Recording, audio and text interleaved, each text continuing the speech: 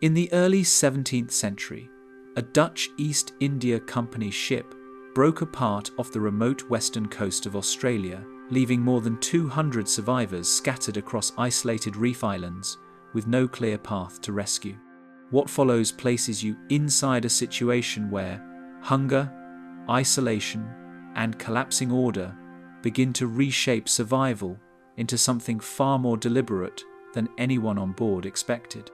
This account takes you through the wreck of the Batavia, the dispersal of its survivors across the Houtman-Abrolhos, and the rise of internal power struggles that turned survival camps into opposing factions. You will see how isolation hardened leadership into control, how fear became structure, and how a stranded group of survivors moved step by step toward open conflict in one of the most documented maritime disasters in history, the wreck of the Batavia. In the early months of 1629, the Dutch East India Company, known formally as the Dutch East India Company, prepared one of its most ambitious vessels for a voyage that would stretch from the ports of the Netherlands to the distant trading outposts of Southeast Asia.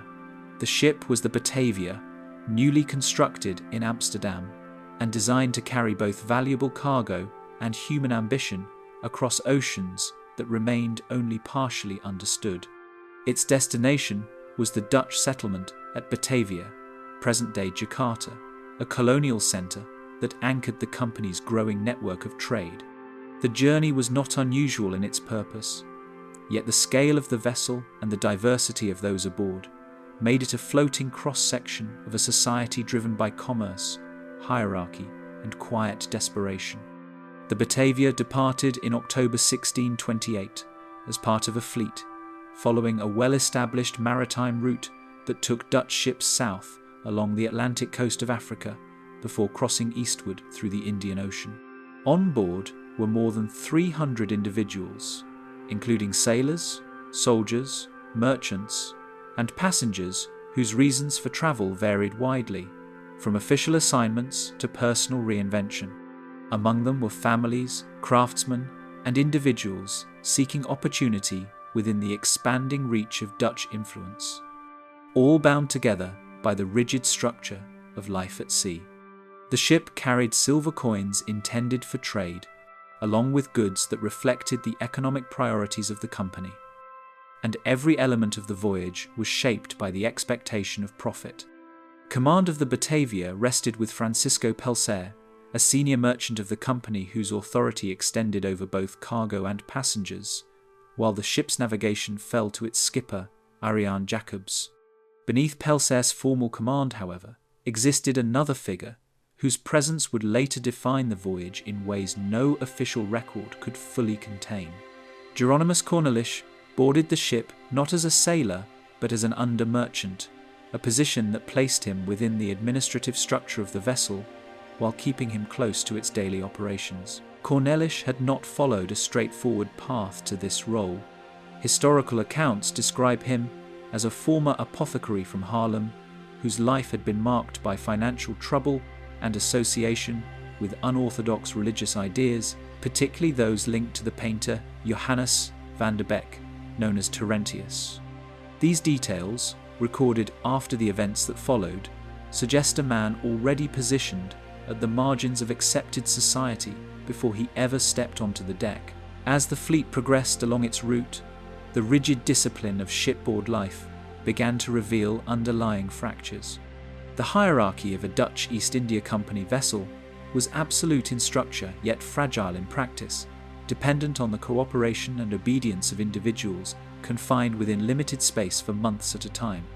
Pelsar, though experienced, was frequently ill during the voyage, a condition that limited his ability to enforce authority with consistency. In his absence, tensions between officers and crew grew more visible, particularly in the strained relationship between Pelsar and Jacobs, whose responsibilities as skipper gave him practical control over navigation and day-to-day operations. Contemporary records later indicated that this relationship was marked by distrust, a subtle but persistent conflict that created opportunities for others to influence the direction of events. Cornelish moved within this environment with a degree of freedom unusual for someone of his rank, forming connections among both crew members and passengers while observing the weaknesses in the ship's command structure. Evidence gathered after the wreck would suggest that he began to cultivate a small circle of followers during the voyage, individuals who shared grievances or ambitions that could not be openly expressed under normal circumstances. The confined world of the Batavia, where authority was both omnipresent and intermittently enforced, allowed such alliances to form in quiet corners of the ship beyond the immediate reach of official oversight. What began as discontent gradually took on a more deliberate shape, though its full intent remained concealed beneath the routines of daily life. Among the passengers was a young woman named Lucretia Jans, whose presence would later draw particular attention in the accounts compiled after the disaster. She travelled under the protection of the company, carrying with her a reputation that made her both visible and vulnerable within the social structure of the ship. According to surviving testimonies, Jans became the target of harassment and intimidation during the voyage, an episode that was interpreted by investigators as part of a broader attempt by Cornelish and his associates to provoke disorder. While the exact details remain subject to the limitations of historical documentation, the incident revealed the extent to which normal boundaries of conduct were already beginning to erode long before the ship approached its final destination. The Batavia's course through the Indian Ocean followed a relatively new navigational strategy known as the rture, which took advantage of strong westerly winds at higher southern latitudes to reduce travel time. This method, though efficient, required precise calculation, as ships that failed to turn north at the correct point risked drifting too far east toward the largely uncharted coast of Australia. The success of the route depended on accurate navigation and disciplined coordination between officers, yet the internal tensions aboard the Batavia introduced uncertainty into a system that allowed little margin for error. As the ship continued eastward, the vastness of the ocean concealed the growing instability within its wooden hull. By June 1629, the Batavia had crossed the Indian Ocean and was approaching the region where a northern turn should have been executed to avoid the hazards of the Australian coastline. Instead, the ship continued on its eastward trajectory longer than intended, a miscalculation attributed in historical records to navigational error, and possibly compounded by the strained relationship between Pelsar and Jacobs. Whether the delay was the result of simple misjudgment or something more deliberate has remained a subject of historical speculation, but the consequence was clear.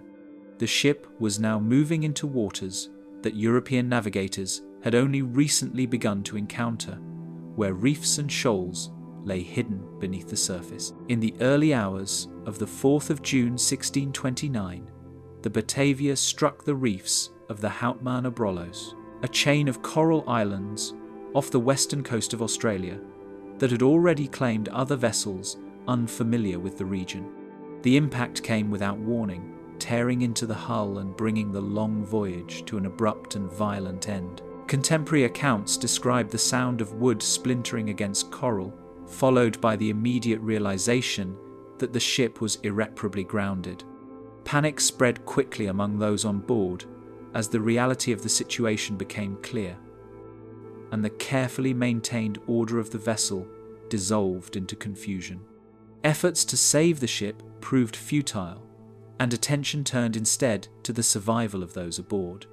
Lifeboats were lowered, and makeshift rafts were constructed as passengers and crew attempted to reach the nearby islands, many of which appeared barren and inhospitable. The reefs that had destroyed the Batavia now created a fragmented landscape of shallow waters and isolated landforms, complicating rescue efforts and separating groups of survivors as they struggled to find footing.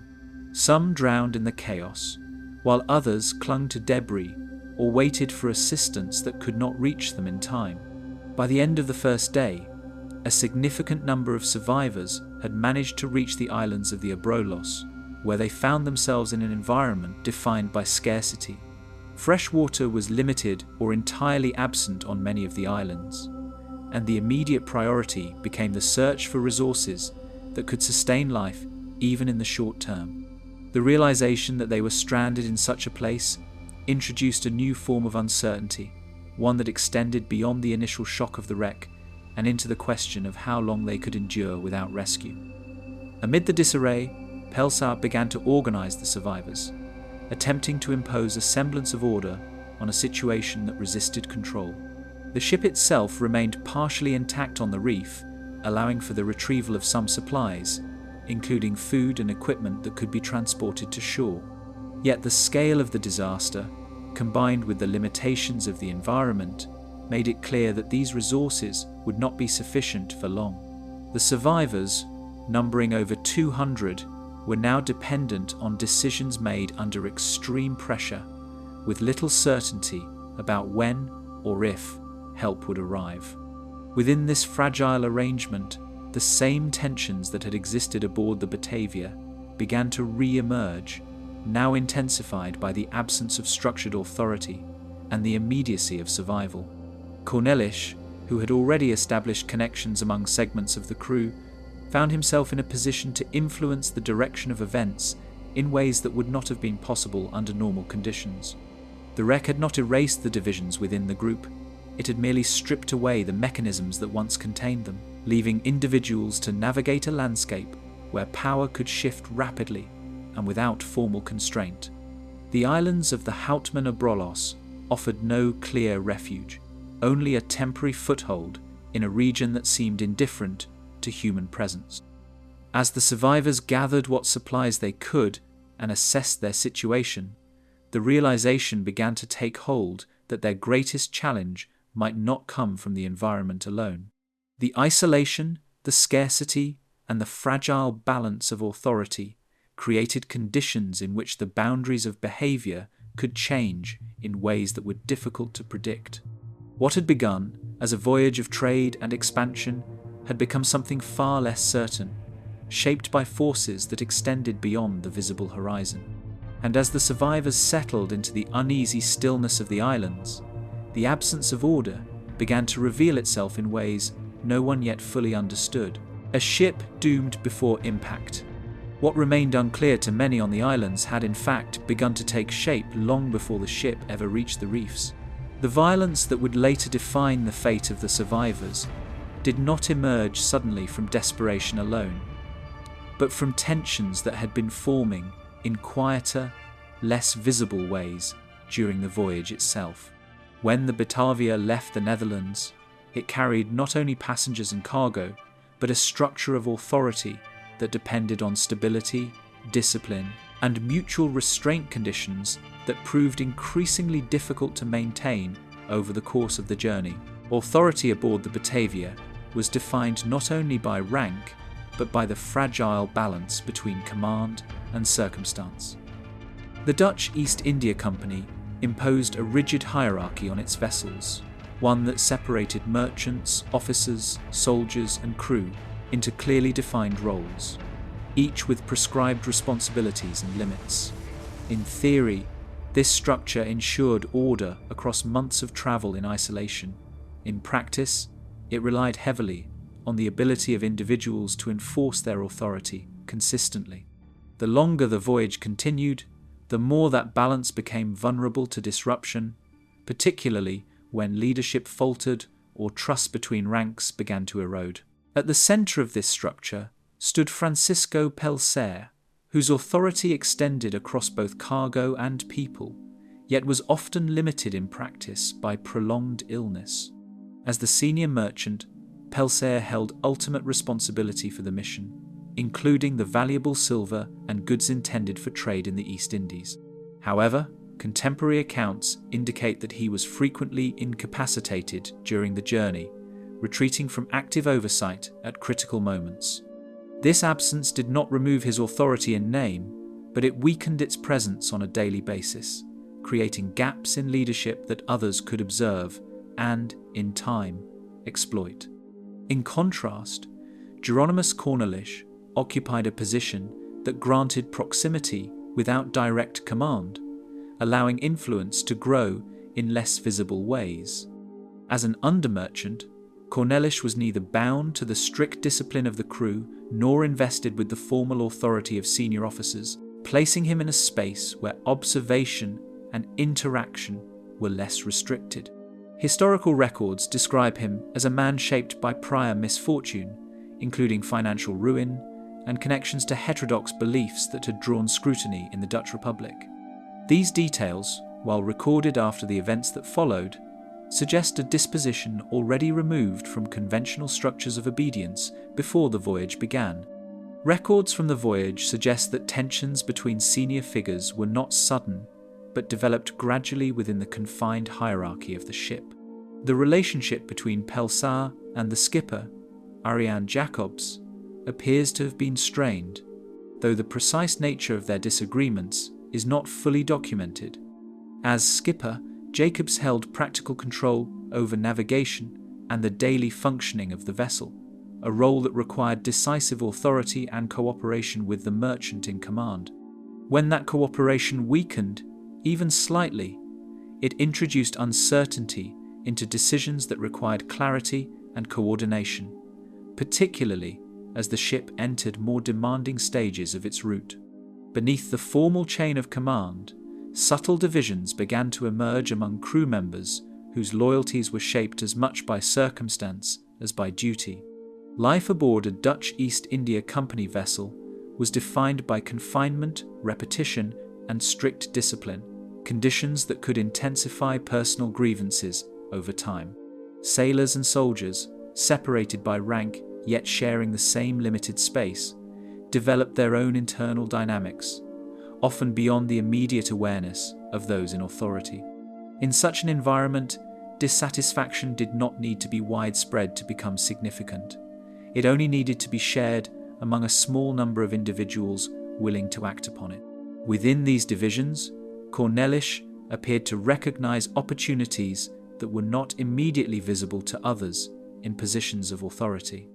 Testimonies collected after the wreck would later suggest that he began forming connections with certain members of the crew, identifying those who were discontented or susceptible to persuasion. The exact nature of these interactions is difficult to reconstruct with precision, as much of the evidence comes from confessions obtained under duress after the fact. Even so, the consistency of these accounts points toward a deliberate effort to cultivate influence, one that relied on patience and an understanding of the ship's internal weaknesses. Testimonies collected after the wreck would later describe quiet conversations and shifting alliances that unfolded beyond the notice of official oversight. These accounts, while shaped by the circumstances in which they were recorded, indicate that a form of coordination had begun to take root among a small group aboard the Batavia. The intent behind these interactions has been interpreted as the early stages of a mutiny, though the extent to which this plan was fully developed remains uncertain. What can be established is that the conditions for such a plan, distrust in leadership, dissatisfaction among the crew, and the presence of an individual willing to exploit both were already present.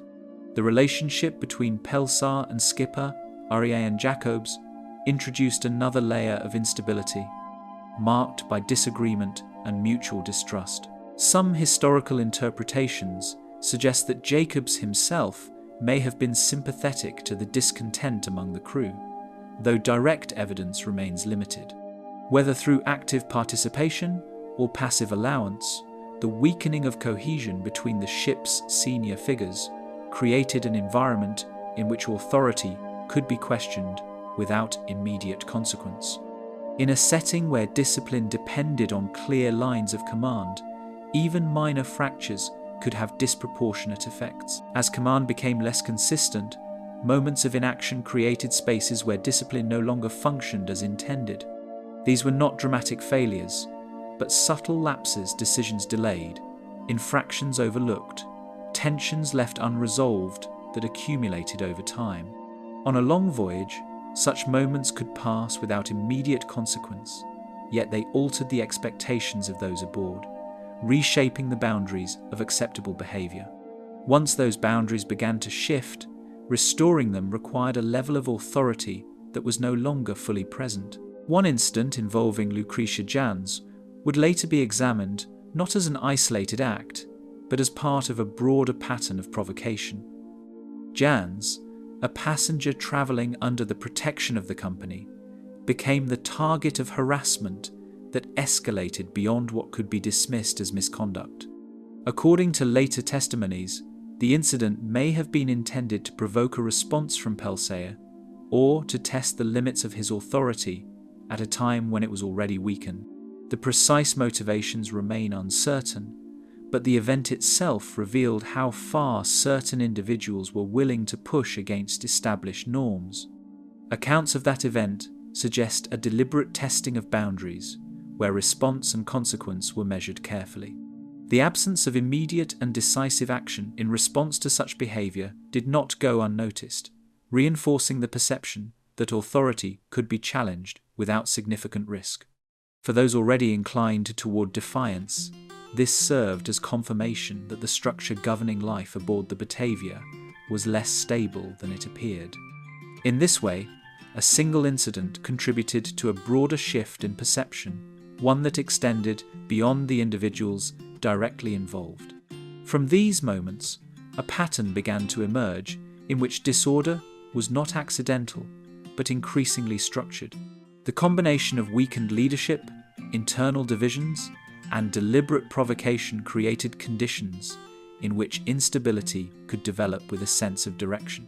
While there is no evidence that a fully formed plan had yet been executed, the elements required for such a plan were aligning in ways that would later become significant. The ship continued its journey, outwardly unchanged, even as its internal dynamics moved further from equilibrium. What could not be openly expressed within the rigid system of the company instead developed in quieter, less visible forms. Conversations held out of sight, alliances formed without declaration, and intentions shaped without immediate action all contributed to an undercurrent that ran parallel to the official order of the voyage. This undercurrent did not disrupt the daily functioning of the ship in obvious ways, allowing it to persist without drawing attention. Yet its presence altered the meaning of events, transforming routine interactions into moments of potential significance. By the time the ship continued its course across the Indian Ocean, the divisions among those aboard had already begun to solidify. The adoption of the Brouwer route placed the Batavia in a position where precision and coordination were essential, yet the internal cohesion required for such navigation had been quietly compromised. Decisions that depended on trust between officers were now influenced by underlying tensions, increasing the likelihood of error in a part of the voyage where mistakes carried greater consequences. Nothing within the official records would fully capture the extent to which control had already started to shift. The logs and reports that survived offer only partial insight into the dynamics aboard the ship, constrained by the perspectives of those who recorded them and the conditions under which they were written. What emerges from these documents is not a complete account, but a series of indications, small, consistent signals that point toward a gradual change in the balance of authority. These signals, when viewed together, suggest that the Batavia was already becoming something other than what it had been at the start of its journey. By the time the hull met the reef, the fragile order that once held them together had already begun to give way. Night of destruction on the Abrolhos reefs. Before dawn, the sea answered the failures that had been gathering aboard the ship for months. The Batavia had crossed thousands of miles under strain that was not always visible, carrying disputes, ambitions, and a command structure already weakened by mistrust. In the early hours of the 4th of June 1629, those hidden fractures met a danger far less negotiable than human conflict. Somewhere off the western coast of Australia, in waters poorly understood by European navigators, the ship entered the reef system of the Houtman Abrolhos. Beneath the hull, coral rose, where no lantern light could reveal it in time. The Batavia was following the eastward leg of the Brouwer route, a faster passage across the Indian Ocean that relied on turning north at the correct moment after riding strong westerly winds. Misjudgment in longitude could carry a vessel dangerously close to the Australian coastline and its offshore hazards. That danger had now become immediate. The reef, later identified as Morning Reef, lay just below the surface, immovable and sharp, waiting in darkness where the crew expected open water. Across the sleeping decks, the first shock moved faster than understanding. Men and women who had spent months adapting to the motions of a ship were suddenly thrown against timber, rope, and one another by a violent halt. Unlike the natural rhythm of waves, those below deck woke into confusion before they knew the cause. Crates shifted, loose objects fell, and the sounds of startled voices spread through enclosed spaces where few could see more than the nearest lantern. Without warning, the Batavia shuddered to a stop against the reef. Contemporary accounts describe the grinding force of wood against coral and the immediate sense that something fundamental had failed. A vessel built for ocean distance was now held fast by stone beneath the sea. The momentum of the ship had nowhere to go except into its own structure, and every beam seemed to answer with strain. From below, passengers were thrown awake by timber groaning under sudden pressure. Many aboard were not sailors and had little understanding of what a grounding meant, only that the ship no longer moved as it should, and that fear was spreading quickly through those who did understand. In darkness, uncertainty often becomes more dangerous than fact. Some likely imagined the hull already sinking beneath them, while others waited for commands that did not come clearly enough or quickly enough. Overhead, shouted orders collided with the sound of splintering wood and rushing feet. Officers and crew moved to assess damage, lower boats, secure equipment, and calm those aboard, but no single voice could dominate the noise of a crisis unfolding at once in every direction. The hierarchy that had governed the voyage was still present in theory, yet disaster reduces authority to whatever can be heard and obeyed in the next few seconds. Within moments, officers realized the vessel was fixed fast and taking damage. A ship grounded on coral might sometimes be refloated by tide or ballast adjustment, but the Batavia had struck with enough force to compromise that hope. The reef held her in place while waves continued to push against the hull. Each movement of the sea threatened to drive timber deeper onto stone, widening breaks that could not be repaired in open water. Along the lower seams, seawater began forcing its way into spaces built to keep it out. Pumps could delay flooding, and men were sent to work them. But effort has limits when the structure itself has been breached. The ship that had protected hundreds from the sea was now admitting it room by room. Every minute spent aboard became a calculation between salvage and survival. By lantern glow, men searched the structure for hope and found only worsening cracks. Cargo holds and storage spaces represented wealth that the Dutch East India Company could scarcely ignore, including silver intended for trade in Asia. Yet the value of cargo mattered little against the pace of damage. Some supplies might be saved if time allowed, but the vessel itself was no longer a secure refuge. Once the tide failed to free her, the certainty of loss spread quickly through those aboard. Hope often survives on ships longer than reason does, sustained by habit and denial, but the reef offered no sign of release.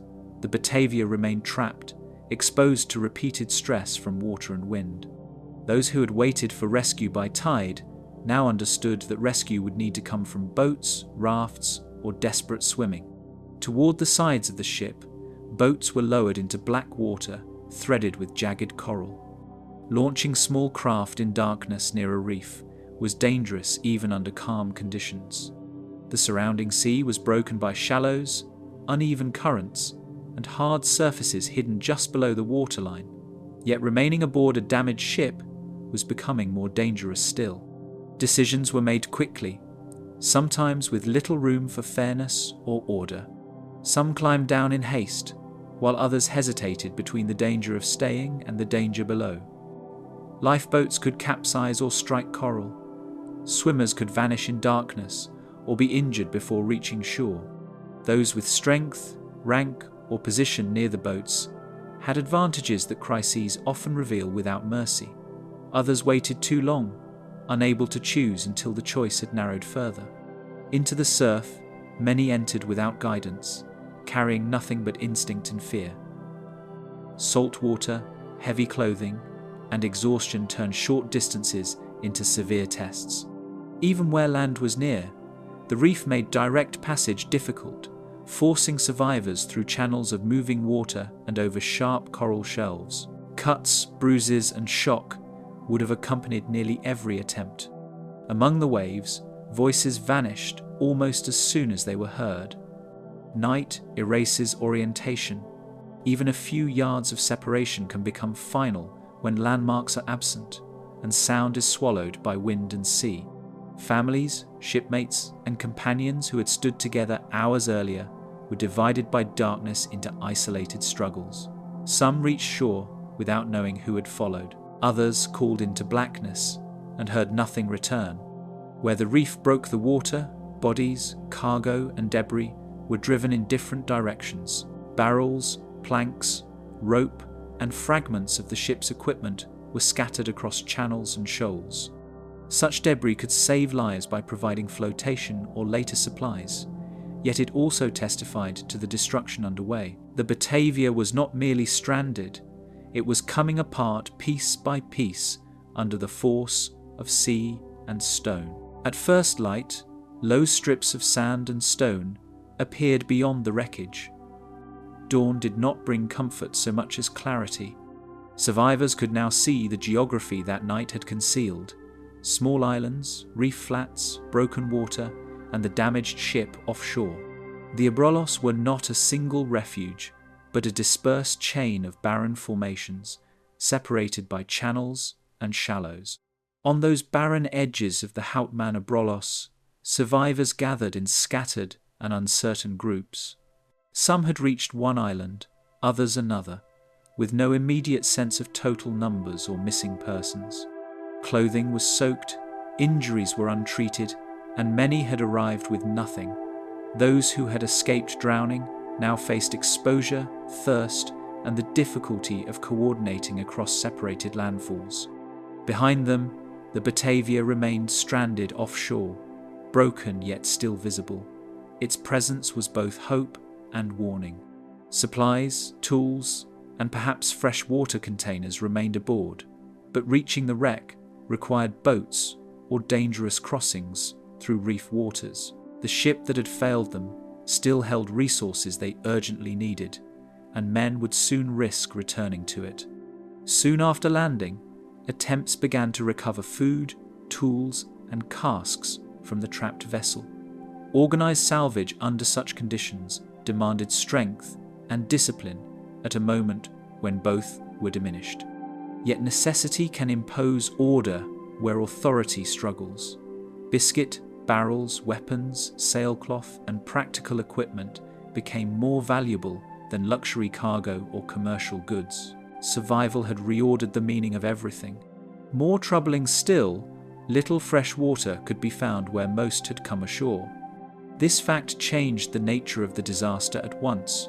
Hunger weakens slowly, thirst acts faster, and with greater cruelty. Coral islands can appear habitable from a distance, while offering almost nothing drinkable on arrival.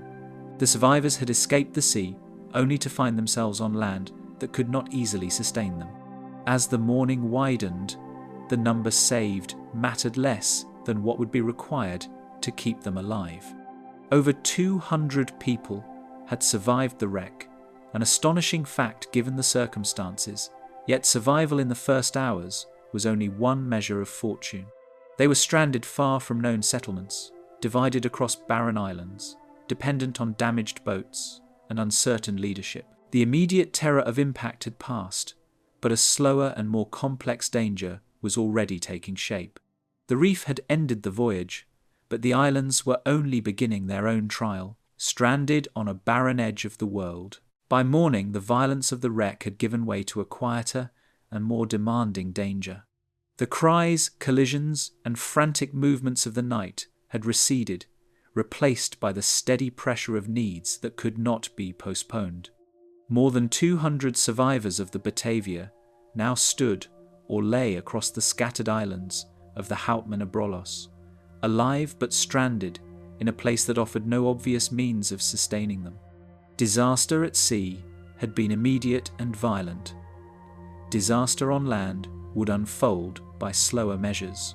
Across the coral flats, the islands revealed themselves as low fragments of stone and sand with little to offer. The Abrolhos archipelago consisted of small coral limestone islands, reef platforms, and narrow strips of sand broken apart by channels and shoals. To exhausted survivors who had reached them in darkness, dawn now clarified the reality of where they had landed. There were no forests, no rivers, and no sheltering heights from which a wider landscape could be surveyed. The ground itself appeared temporary, as though the sea had only briefly allowed it to remain above water. Under the exposed sun, heat gathered quickly on surfaces that reflected it without mercy. Coral rock and pale sand magnified the day, turning open ground into an exhausting place to remain still, let alone work. Those who had arrived soaked during the night now felt their clothing stiffen with salt as it dried. Many had no hats, no shade, and no fresh garments to replace what the sea had taken or ruined. Hours earlier, they had feared drowning. Now they faced the draining effect of sun and thirst. Between scattered islets, shallow channels, and broken reefs, movement is difficult even at short distances. Land could often be seen nearby without being easily reached. What looked close in morning light might require careful passage through jagged coral shelves, shifting currents, or deeper water between exposed flats. The geography of the islands created separation even among survivors of the same wreck, dividing them into groups that could glimpse one another across water yet struggle to exchange help. Among the gathered survivors, injuries from coral, timber, and exhaustion were now impossible to ignore. Cuts from reef stone were common, as were bruises, strains, and wounds suffered during the scramble from ship to shore. Some had swallowed seawater or spent hours in panic and exertion before reaching land.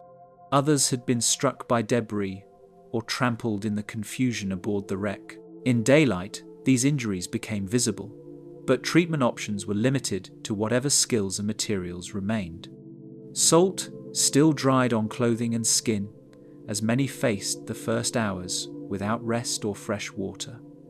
Sleep had been broken or absent, and the body recovers poorly when fear is followed immediately by deprivation. The survivors were not beginning from strength, but from depletion. Even those outwardly uninjured carried fatigue that would slow judgment, labour, and patience. Such weakness often matters little in the first excitement of escape, then becomes decisive once the need to organise begins. With every passing hour, thirst became more urgent than hunger or fear. Food shortages can sometimes be endured for days with discipline and luck, but fresh water becomes a crisis quickly, especially in the heat after immersion in salt water. On many coral islands, rainwater is uncertain, and natural sources are absent or too limited to support large numbers. The survivors had reached land expecting safety, only to discover that survival now depended on the rarest resource before them. Near the shoreline, attempts began to collect what the sea had carried back from the wreck. Barrels, planks, rope, and fragments of equipment washed or drifted into reach, and anything useful was seized. Sailcloth could provide shade, wood could be burned or fashioned into tools, and containers might hold or later carry water if any were found. The sea that had nearly killed them also became an unpredictable supplier, returning objects according to tide rather than need. From the stranded Batavia, supplies were brought ashore whenever boats and conditions allowed. The damaged ship still held food stores, casks, tools, and cargo that might be converted into practical use. Reaching her, however, meant navigating reef waters that had already destroyed the vessel itself. Men sent to recover provisions did so under hazard, moving between a failing ship and an inhospitable shore because there was no alternative. Each successful trip bought time, each failed one threatened to shorten it. Within the growing camp, food could be counted, but water remained uncertain. Biscuit, salted goods, and whatever provisions were salvaged offered measurable rations, something that could be divided according to plan. Water could not be managed so easily when there was little to divide. Scarcity alters social relations quickly. A barrel of food suggests endurance. The absence of drinkable water makes endurance theoretical. Around Francisco Pelsar, efforts were made to measure numbers, organize labor, and preserve discipline. As senior merchant and effective authority after the wreck, Pelsar faced a task few systems prepare men for: governing a desperate population in a place unsuited to habitation. Survivors had to be counted, boats assigned, salvage directed, and panic contained. Even where commands were sensible, obedience becomes harder when discomfort rises and certainty falls. Despite those efforts, anxiety spread easily where answers were scarce and conditions worsened. Questions multiplied faster than any leader could resolve them. How much food remained aboard the wreck? Whether more survivors were still missing? If fresh water existed on nearby islands? How long before a rescue ship might pass, if any ship passed at all? Unanswered questions have weight, and in isolated groups, that weight is often carried as rumor. On neighboring islands, separate groups of survivors could sometimes be seen but not easily reached. Distance over water creates a peculiar kind of helplessness when those across it are visible. Signals might be misunderstood, voices lost, and intentions delayed by tide or current. Some groups may have believed others possessed better conditions or more supplies. Others likely feared being forgotten altogether. Separation magnifies suspicion as readily as it magnifies loneliness. Beyond every shoreline, only sea and reef, stretched toward distances none of them could judge. The western coast of Australia lay comparatively near in geographic terms. Yet for the stranded survivors, it may as well have been another world. They had no established settlement to walk toward, no road, and no certainty that the mainland itself could be reached safely by their available boats. To be close to land is not the same as having access to it. To many aboard, the coast of Australia itself remained unseen and of little immediate use even if near. European knowledge of that region was limited, and the shoreline offered no known refuge waiting to receive them. In practical terms, the islands were their world now, exposed, narrow, and temporary. What mattered was not continental proximity, but whether a cask could be filled, a boat launched, or another day endured. As daylight lengthened, the realization settled that rescue by chance was unlikely. The sea lanes that served the Dutch East India Company were vast, and a wrecked vessel hidden among reefs could not rely on being noticed quickly. No signal could reach beyond the horizon. No fire on a low island could command the attention of distant ships that never passed near enough to see it. Hope remained possible, but passive hope had little value against thirst. When evening approached, fatigue and uncertainty lay over the islands as heavily as the heat had. The first full day after survival often carries its own emotional collapse, when adrenaline fades and the scale of the problem becomes plain. Bodies stiffened, tempers shortened, and imagination turned toward outcomes no one wished to name. Night would return soon, and with it darkness, cold, and the knowledge that morning might bring less strength than the day before. By then, one necessity stood above all others. Fresh water had to be found somewhere beyond the camp. Nearby islands would need to be searched, boats used, risks accepted, and people chosen for journeys that could not guarantee return. The wreck had scattered them, but scarcity would now decide what happened next. Before another day was lost, survival had already begun to demand that some must leave the others behind. A desperate journey for help. Necessity alone turned the search for water into a decision to face the sea again. The survivors of the Batavia had escaped wreck and drowning. Yet the islands of the Houtman Abrolhos offered too little to sustain the numbers gathered there. Food might be rationed, salvage might continue, and discipline might hold for a time, but without fresh water, every calculation narrowed quickly.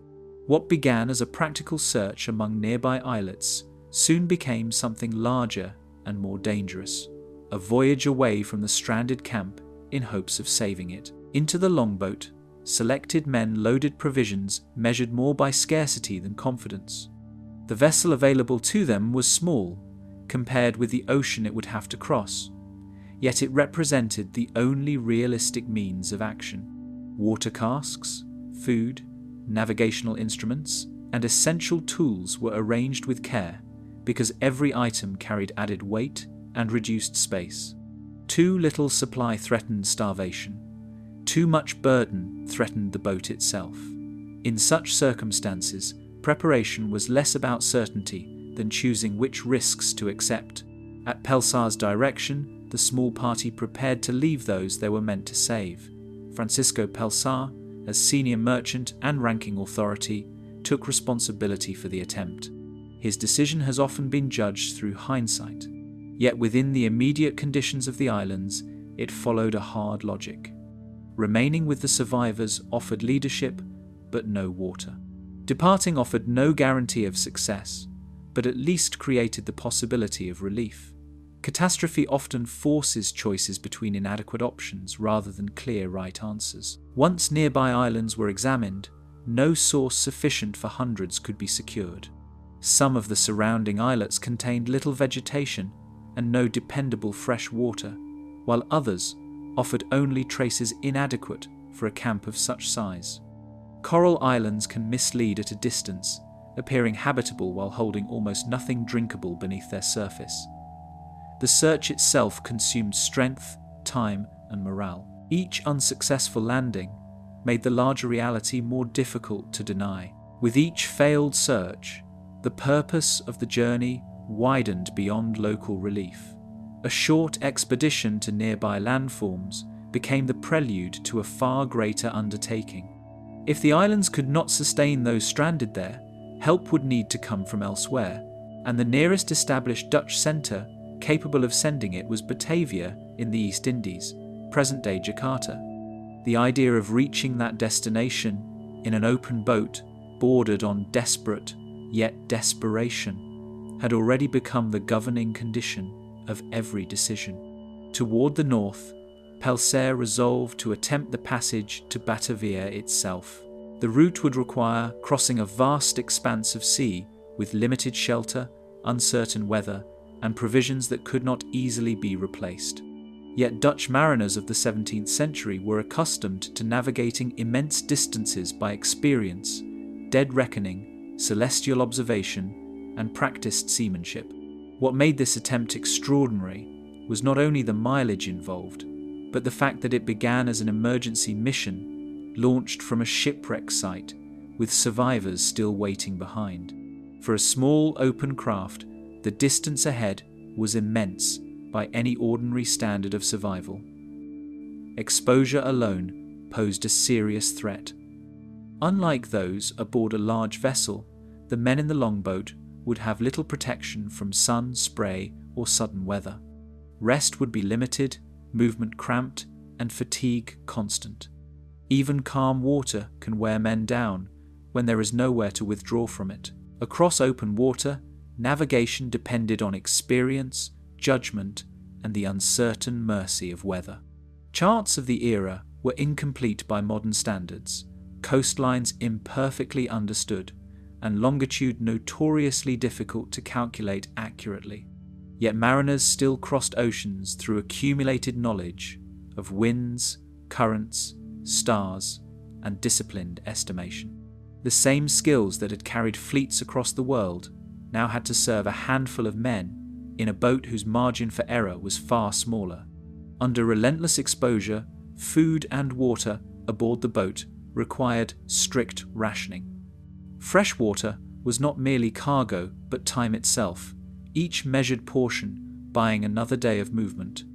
Hunger could be endured longer than thirst, but weakness from either would reduce rowing, sail handling, and judgment. In a crowded craft, every swallow and every crumb acquired a seriousness unknown in ordinary life.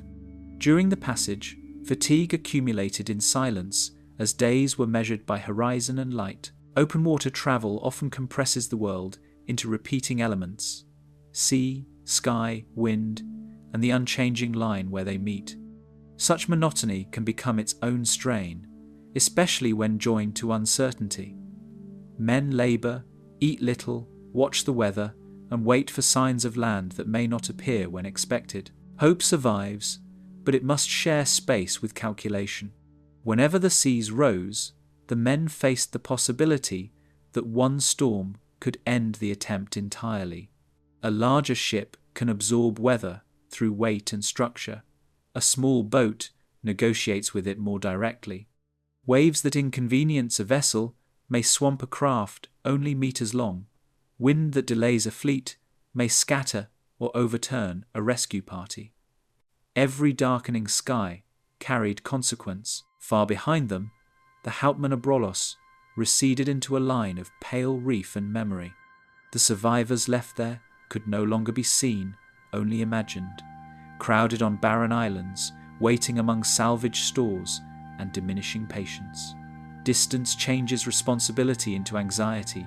The farther the boat travelled, the less Pelsar could influence what remained behind, even though the purpose of the voyage was to secure that very future.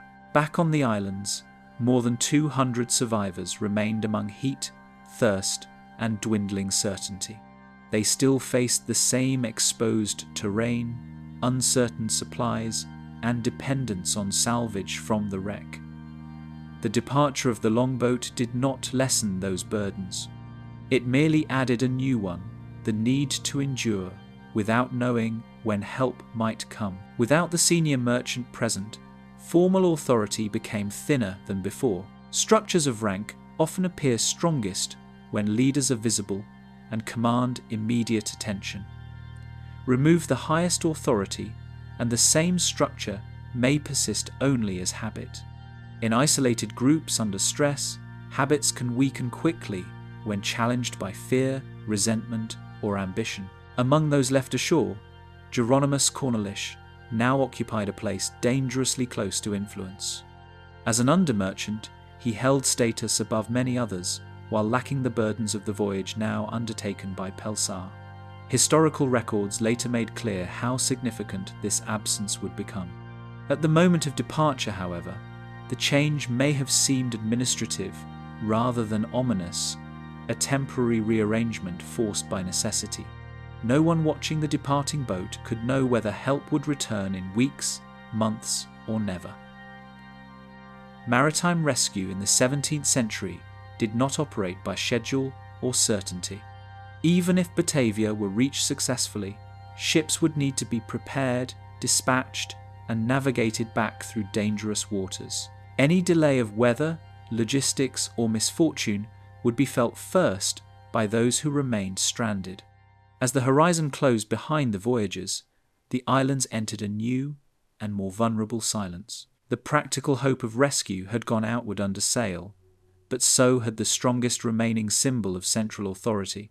What stayed behind was scarcity, tension, and a population already weakened by fear and thirst. In such places, power often belongs first to whoever remains. The boat carried their best chance of rescue away, and left a different future standing on the shore. Power in a lawless void. In the absence of command, the islands settled into a silence shaped more by uncertainty than by calm. The departure of Francisco Pelsar in the longboat had not altered the physical conditions of the survivors left across the Hauptmann Abrolhos, yet it had removed the most visible point of coordination. What remained was a fragmented population spread across coral islands, still dependent on the wreck of the Batavia, and now required to function without the authority that had previously unified even their disorder. Within the scattered camps, over 200 survivors remained divided across exposed stretches of the Abrolhos. Some remained close to the wreck site, where salvage continued whenever conditions allowed, while others occupied adjacent islands where shelter and access to resources varied. The geography itself enforced separation, with shallow channels and reef flats limiting movement between groups. What had been a single shipboard community had become a series of isolated clusters, each adjusting independently to the same harsh environment. Among those still processing the departure of authority, the disappearance of Francisco Pelsar created an immediate gap that could not be measured in simple terms. He had not been the only figure of organization aboard the Batavia, but he had been the highest-ranking representative of the Dutch East India Company, and his presence had anchored the structure of decision-making. Without him, instructions carried less weight, and disagreements no longer had a clear point of resolution. In his absence, uncertainty became not only environmental, but administrative. Under conditions of uncertainty, decisions that once required approval began to shift into local control. Tasks such as rationing food, assigning labor, and managing salvage from the wreck had to continue regardless of leadership gaps. In such situations, authority often moves downward by necessity, attaching itself to those closest to immediate resources or physical capability. This transition is rarely declared. It happens through repetition, acceptance, and the simple fact that someone must decide when no higher instruction arrives. Where coordination had once existed, smaller circles of influence began forming around those with experience and presence. Survivors naturally gravitated toward individuals who demonstrated practical knowledge of navigation, discipline, or maritime labor.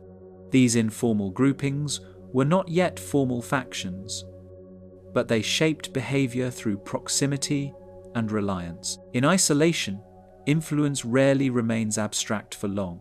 It becomes tied to access, protection, and the ability to direct effort towards survival. Within these emerging structures, Jeronimus Cornelish positioned himself through measured participation rather than immediate declaration.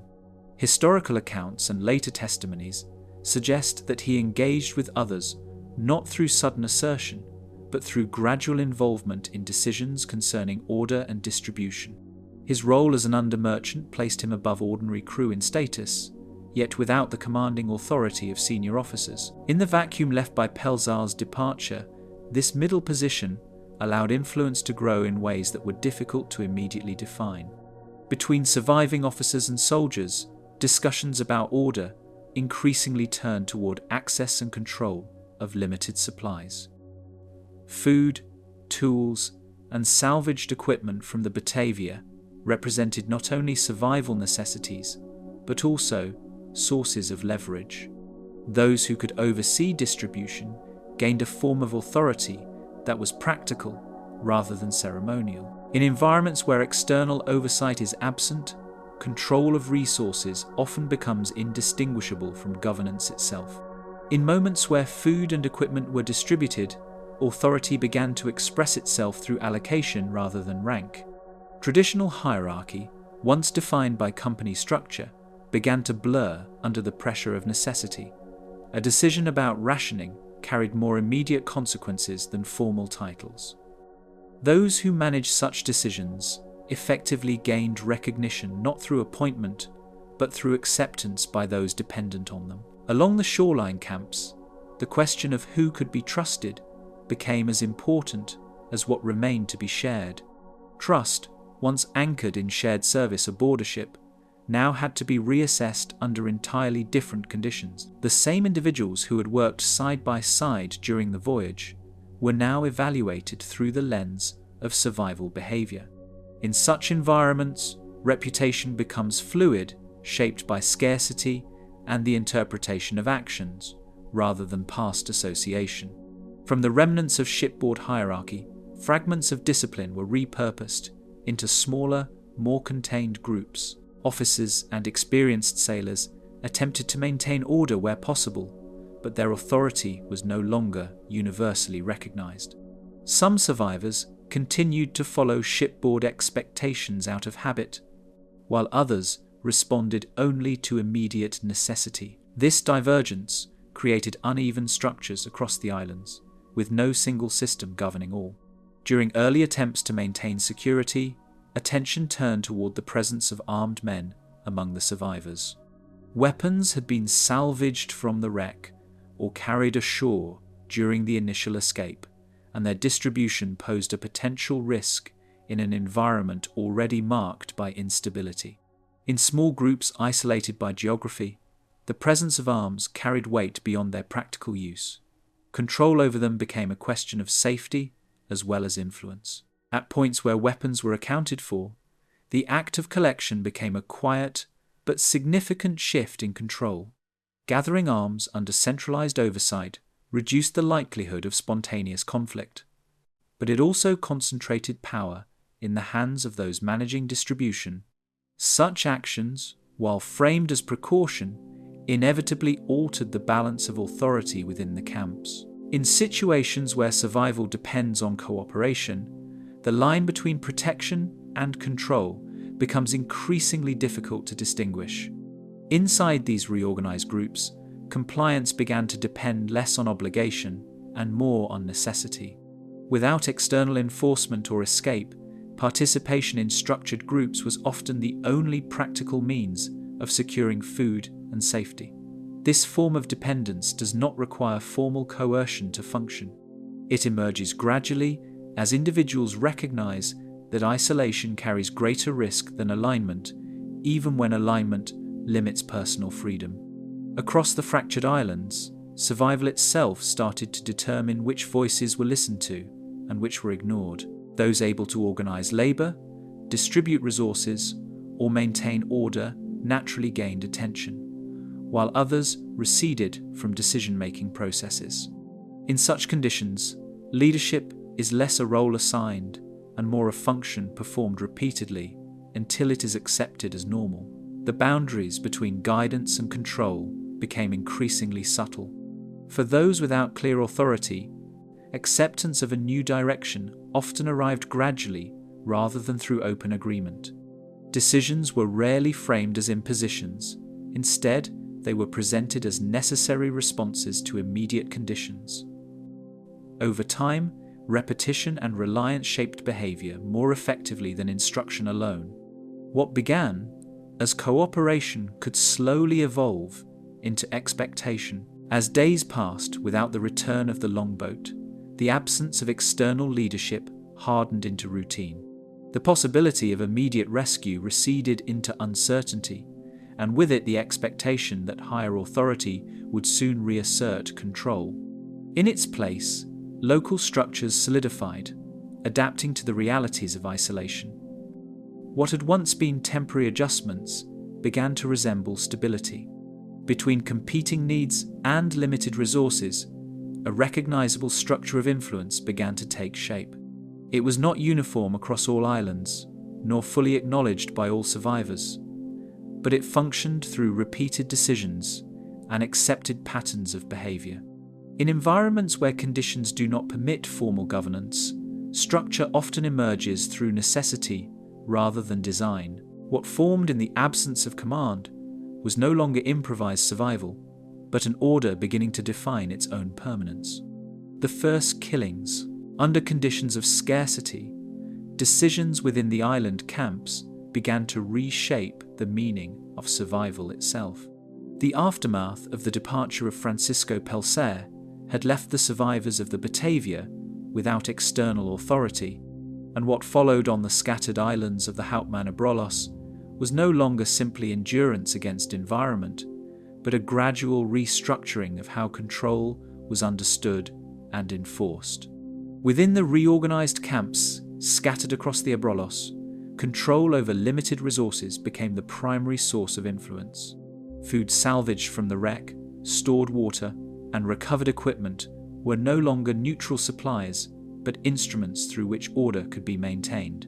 The geography of the islands reinforced this separation, as groups divided by channels and reef flats depended on whoever controlled access to distribution. In such conditions, survival was no longer a shared condition, but a managed one. As allocation of food and water tightened, those managing supplies gained authority that extended beyond formal rank. The original hierarchy of the Batavia had been built for a functioning vessel, not a dispersed population on barren coral islands. Once on land, authority shifted toward those who could organize labor, enforce rules, and regulate scarcity. Each distribution of rations carried implicit power, as every decision about quantity and timing directly affected survival. Among those tasked with enforcement, the distinction between discipline and necessity began to blur in practice. What had once been understood as shipboard order gradually transformed into something less clearly defined. Rules were no longer enforced within a stable institution, but within isolated groups where consequences were immediate and oversight absent. In this environment, enforcement itself became a form of survival strategy. Where survival had become regulated through distribution, obedience increasingly followed access rather than agreement. Individuals complied not necessarily because they accepted authority, but because refusal carried a direct physical cost. This dependency structure reinforced itself with each passing day, as those controlling resources became increasingly central to the survival of others. Authority in this context required no formal recognition. It functioned through necessity. Through this structure, Hieronymus Cornelish consolidated influence by positioning himself within the mechanisms of control rather than above them. Historical accounts and later testimonies describe his involvement in organizing groups, directing labor, and overseeing the allocation of provisions. His role as under-merchant provided status without burdening him with the constraints of formal command succession, allowing him to operate within the evolving system rather than be defined by the old one. Between armed groups and unarmed survivors, classifications began to emerge that divided individuals into categories of trust and risk. Weapons salvaged from the wreck or carried ashore during escape remained a critical factor in determining security. Those holding arms naturally occupied a different position within the camp structure, whether or not formal authority had been assigned. In conditions of isolation, possession of force often equates to perceived responsibility for order. During early assessments of stability, certain individuals were identified as potential sources of resistance or disorder. In the absence of external governance, internal evaluation of threat became a matter of survival planning. Soldiers and others with combat experience were often regarded through the lens of potential disruption, particularly where centralized control was still being established. Such assessments, whether explicit or informal, influenced how groups were arranged and supervised. In proximity to these decisions, the separation of selected survivors from larger groups became increasingly routine. Isolation of individuals or smaller groups reduced uncertainty within the main camps and allowed tighter control over resources and movement. While these separations were often framed in practical terms, their cumulative effect was the fragmentation of the original survivor community into increasingly controlled units. From within accounts recorded later, some of these separations were described in terms of necessity rather than intent. Historical testimony reflects the language of survival commonly used to justify actions taken under extreme conditions. Whether or not intent was uniform across all decisions, the outcome contributed to a narrowing of autonomy for those affected. In such environments, interpretation of necessity often becomes inseparable from the exercise of power. At points where enforcement was carried out, actions were framed as preventive measures to maintain order within the camps. The language used in later records suggests a consistent emphasis on stability, discipline, and the avoidance of disorder.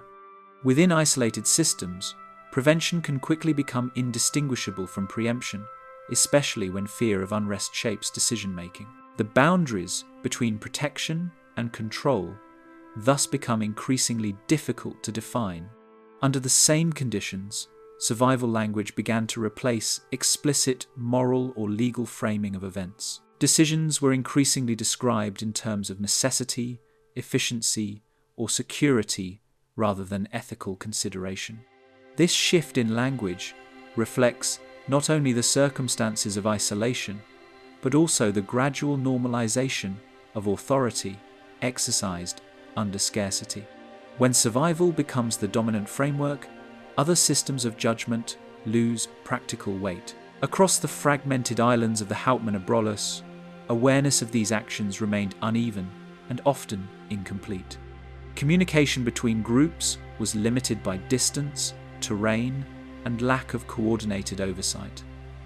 As a result, different islands developed different levels of understanding regarding what was occurring elsewhere. In such conditions, fragmentation of knowledge often mirrors fragmentation of control. Among those not directly involved, rumors and uncertainty replaced a confirmed understanding of what was occurring. Information traveled informally, shaped by interpretation and fear rather than verified observation. This uncertainty intensified the psychological environment of the camps, where the absence of clarity could be as influential as confirmed action. In isolated conditions, not knowing often carries its own form of pressure. For many survivors, fear developed from the absence of information rather than direct observation. The inability to verify events elsewhere created space for speculation, which in turn influenced behavior and trust. In such environments, perception becomes a powerful force, shaping reactions as much as reality itself. The result was an atmosphere where stability depended not only on actions taken, but on what was believed to be happening. As days continued without external intervention, internal structures of authority became increasingly self-reinforcing. Decisions made under initial conditions of necessity began to form patterns that repeated and stabilized over time.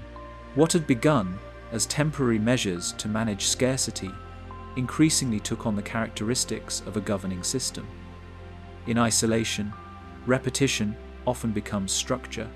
Within these conditions, boundaries between control, survival, and punishment began to lose their distinction. Actions taken to maintain order could also function as mechanisms of discipline or exclusion, depending on perspective and position. The lack of an external legal or institutional framework meant that the interpretation of these actions depended entirely on those within the system itself. Over time, this ambiguity allowed control to expand without clear limits.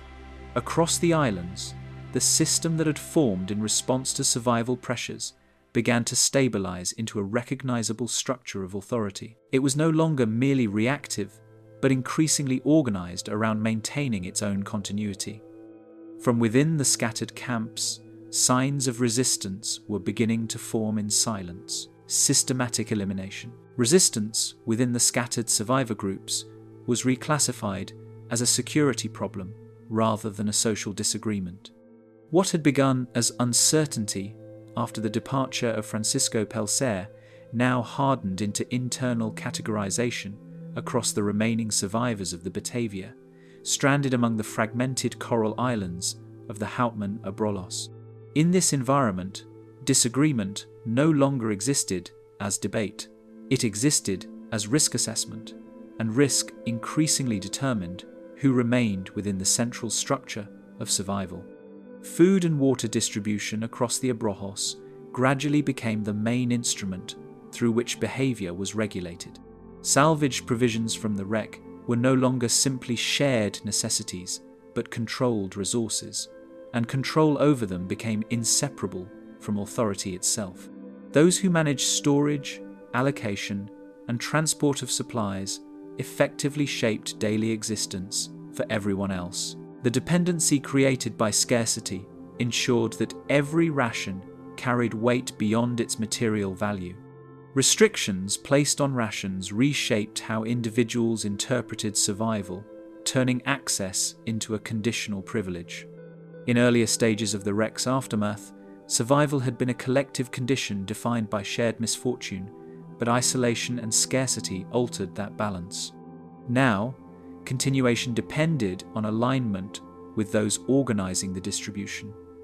Even small decisions regarding timing or quantity of provisions influenced behavior, compliance, and proximity to authority. Survivor classification systems emerged informally, separating those deemed reliable from those considered unnecessary to retain. These distinctions were not recorded in formal documentation at the time, but became visible through patterns of inclusion and exclusion within labor, movement, and access to resources. Reliability was increasingly defined not by prior rank aboard the Batavia, but by present usefulness within the isolated camp structure.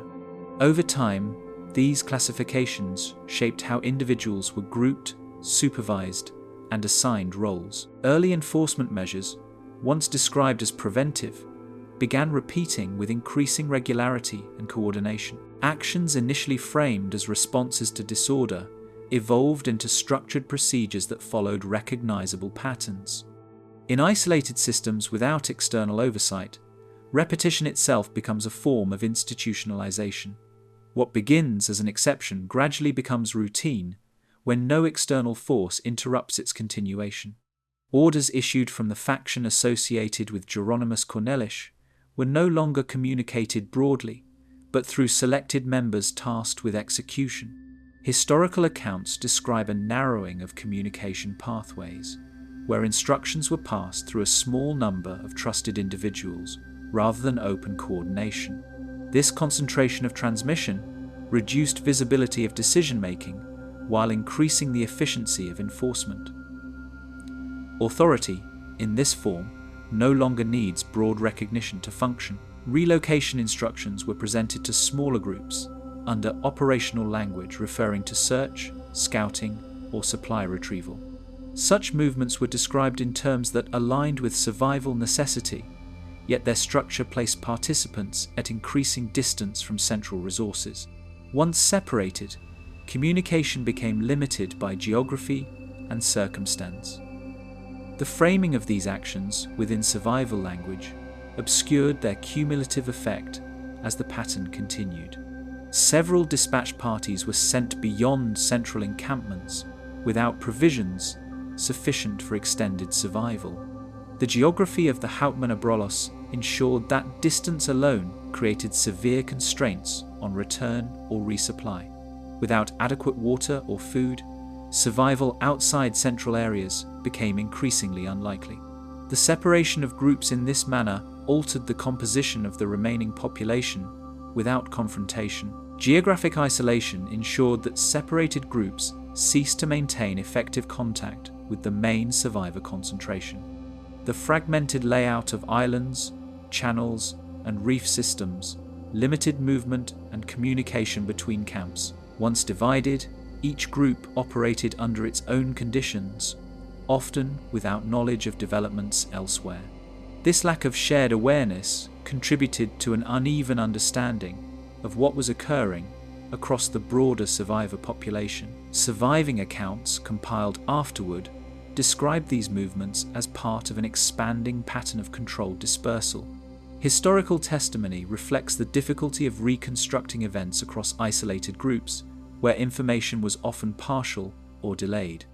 What emerges from these records is not a single linear narrative, but a pattern of repeated separation and consolidation. The consistency of these accounts suggests that the movements were not isolated decisions, but part of an evolving system. Killings of identified opponents continued alongside the relocation strategy, targeting individuals considered capable of disrupting internal order.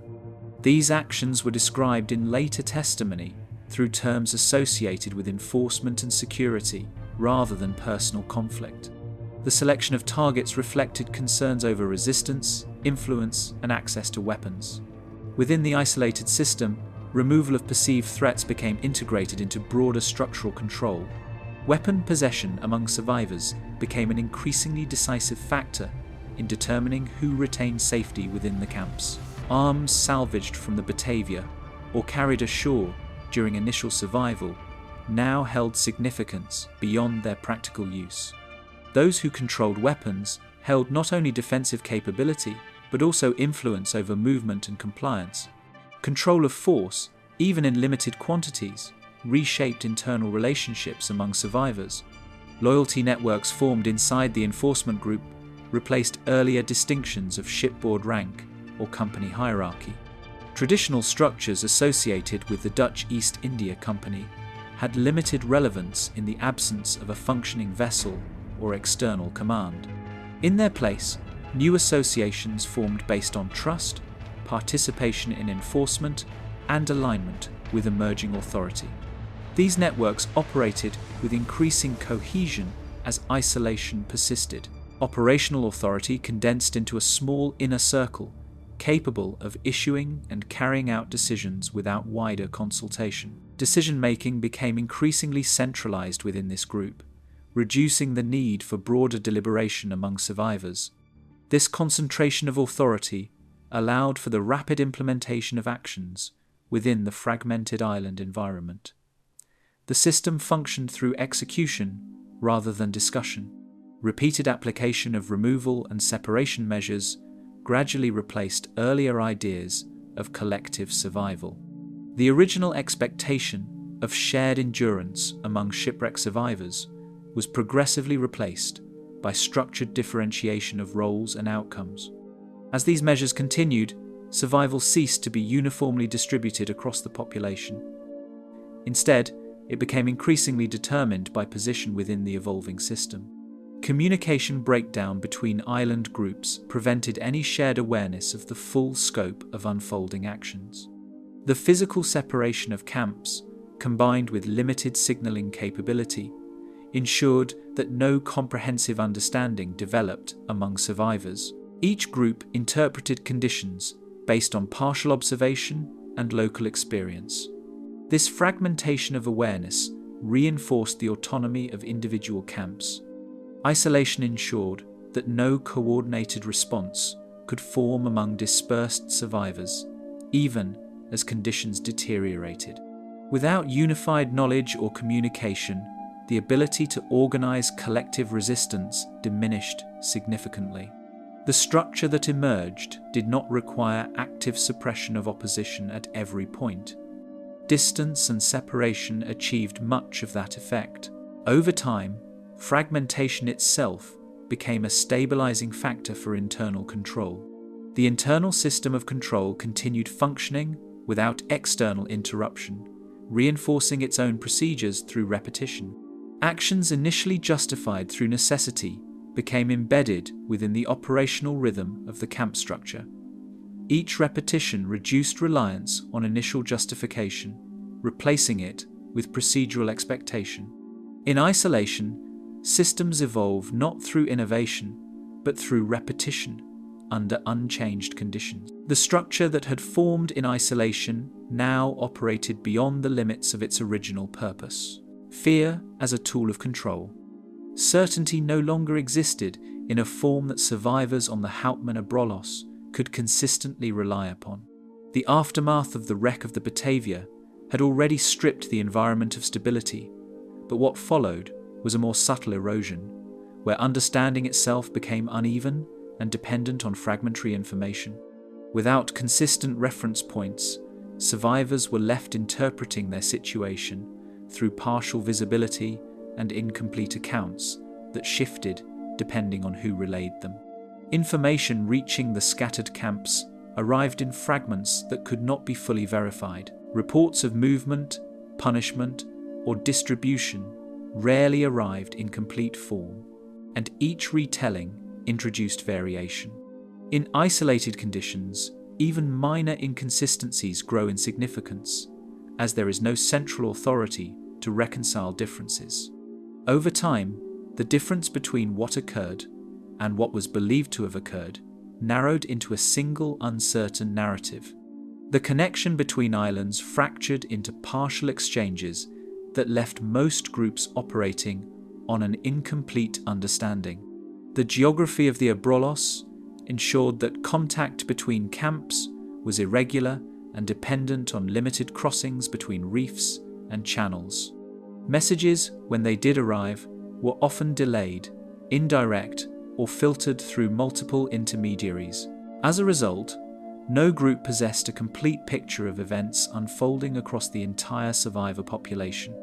After the departure of Francisco Pelsar, interpretations of authority shifted towards speculation rather than confirmation.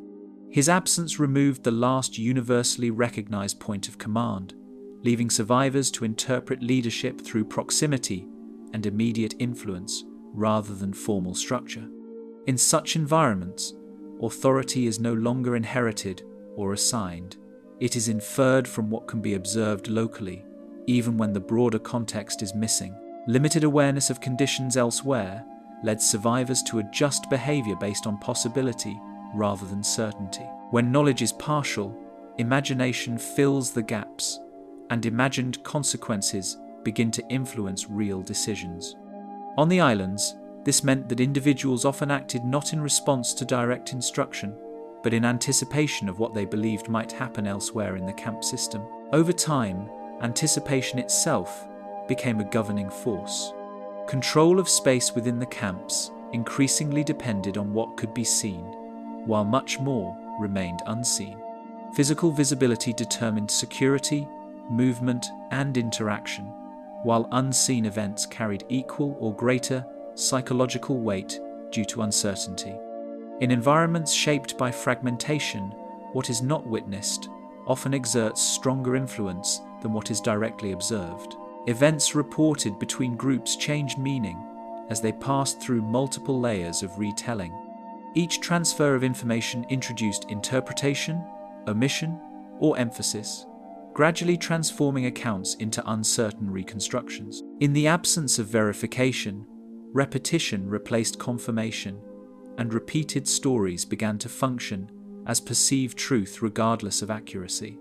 Consequences that were not directly witnessed still influenced decision-making as if they had been observed firsthand. Survivors often adjusted their behavior based on reports of punishment or enforcement, even when those reports lacked clarity or confirmation. This dynamic created a feedback loop in which perception shaped action, and action reinforced perception without requiring direct experience of events. Anticipation of enforcement began shaping movement patterns before any instruction was formally issued. Individuals altered their behavior in advance of potential consequences, avoiding actions or associations they believed might attract attention. In this way, control extended beyond direct application and into the realm of expectation, where imagined outcomes influenced present choices. Compliance developed gradually in response to expected outcomes rather than direct orders. Over time, adherence to patterns of behavior became less about explicit instruction and more about avoiding uncertainty. When outcomes are unpredictable, alignment with perceived authority becomes a safer strategy than resistance, even in the absence of direct coercion. Associations between individuals and perceived risk formed without formal designation or announcement. Reputation and suspicion circulated through observation and rumor, creating informal classifications that influenced interaction and trust. These classifications, though unofficial, carried real consequences in terms of access, movement, and safety within the camps. Interpretation of routine instructions shifted when uncertainty about enforcement became more influential than the instructions themselves. Even simple directives acquired additional weight when survivors believed that failure to comply might result in unseen consequences. In such conditions, perception of enforcement can become more powerful than enforcement itself. Psychological pressure operated continuously, even when no direct action was taking place. The absence of visible events did not reduce tension. Instead, it often intensified it, as uncertainty filled the space left by incomplete knowledge. Fear in this context was not tied to immediate threat, but to the possibility of unseen outcomes. Information gaps widened as accounts travelled unevenly between isolated survivor clusters. Each camp developed its own partial understanding of events, shaped by limited observation and fragmented communication. These gaps prevented the formation of a unified interpretation of conditions across the islands. Fear intensified whenever partial knowledge replaced complete understanding of events elsewhere.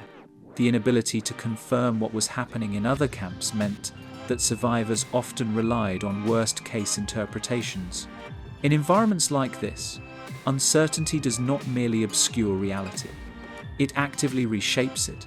Decision-making across the islands increasingly relied on the prediction of consequences rather than reaction to them. Behavior became preemptive, shaped by anticipated outcomes rather than direct instruction. This shift marked a transition from reactive survival to anticipatory compliance, where imagined futures governed present conduct. Behavioral alignment with authority emerged through repetition of expectation rather than instruction. Over time, individuals adjusted their actions to match what they believed the authority would require, even without explicit direction. In such systems, authority is maintained not only through enforcement, but through internalization. External enforcement became less frequent in certain areas as internalized control patterns stabilized. Once expectations were embedded in behavior, the need for visible enforcement diminished in some contexts.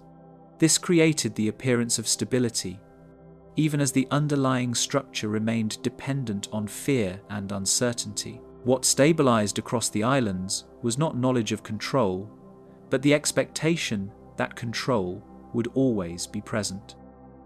The women of the islands. Fear-conditioned behavior carried over into the restructuring of survivor life aboard the Batavia after its collapse on the Houtman Abrolhos. The psychological patterns established in the previous phase of control did not disappear with the fragmentation of authority. Instead, they reappeared in quieter forms, embedded within how groups reorganized themselves and how access, safety, and proximity were distributed among the surviving population. Shipboard order dissolving under isolation left no unified framework capable of assigning protection or roles among survivors. The structured environment that had once governed life at sea, built on the rigid hierarchy of the Dutch East India Company, no longer functioned once the shipwreck forced survivors into a dispersed island environment. What remained was not a replacement system, but a series of localized arrangements shaped by immediate survival needs rather than formal structure. The former maritime hierarchy no longer functioned once authority was detached from the vessel and became localized within scattered camps. Positions that once carried defined responsibility aboard the Batavia lost their enforceable meaning when separated from the physical and institutional framework of the ship. Authority became situational, dependent on who controlled access to resources, shelter, or armed protection, rather than any inherited rank from the voyage. Resource access determined survival positioning more than any retained rank from the original voyage structure. The distribution of food, water, and salvage supplies gradually replaced formal hierarchy as the primary organizing principle of camp life.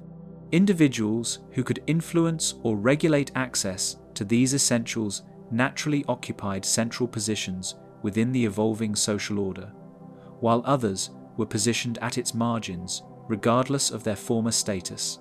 Protection and restriction merged into a single operational mechanism governed by faction-controlled distribution. Safety within the islands was no longer a separate condition from compliance. Instead, it was tied directly to participation within the structures that managed resources and movement.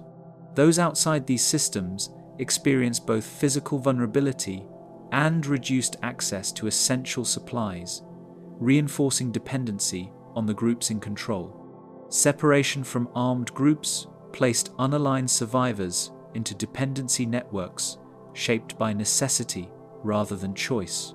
Without affiliation to factions that controlled weapons or supplies, individuals were often required to negotiate access to basic needs through intermediaries. These relationships were not formalized, yet they structured daily survival in ways that left little room for independence. Recorded accounts from the aftermath indicate uneven exposure to coercion and vulnerability across different survivor clusters. Historical testimonies describe varying conditions between islands and groups, where some individuals experienced greater restriction or pressure depending on their location and affiliation. These differences were not uniform, but reflected the fragmented nature of control across the survivor population. Removal of external oversight following the departure of Francisco Pelsar eliminated any standardized restraint on internal power dynamics. Without the presence of company authority or external intervention, there was no mechanism capable of regulating conduct across the dispersed camps. This absence did not create immediate chaos in all areas, but it allowed internal systems of control to develop without external limitation. Isolation amplified structural differences between camps, as each group developed its own internal arrangement of control. The physical separation of islands ensured that no single system could be applied uniformly across all survivors. As a result, variations in leadership, enforcement, and resource management emerged independently, shaped by local conditions and personalities. Testimony from surviving records suggests that coercion and survival necessity frequently overlapped in faction-controlled environments. Accounts compiled after the rescue describe situations in which actions taken under the justification of survival also functioned as mechanisms of control. The distinction between necessity and enforcement became increasingly difficult to separate within these isolated conditions. Scarcity of provisions reinforced dependency relationships, linking access to food with compliance and protection. As supplies diminished, control over distribution points became more decisive in shaping behavior and group alignment. Access to essentials was no longer simply logistical, but became a defining factor in social positioning within the camps. Control extended beyond logistics into the regulation of movement, association, and personal safety within camp structures. Decisions regarding where individuals could go, who they could interact with, and what protection they could expect became intertwined with resource management. These controls operated through necessity rather than formal law, but their effects were equally restrictive. Variation between island groups produced inconsistent conditions, affecting different segments of the survivor population.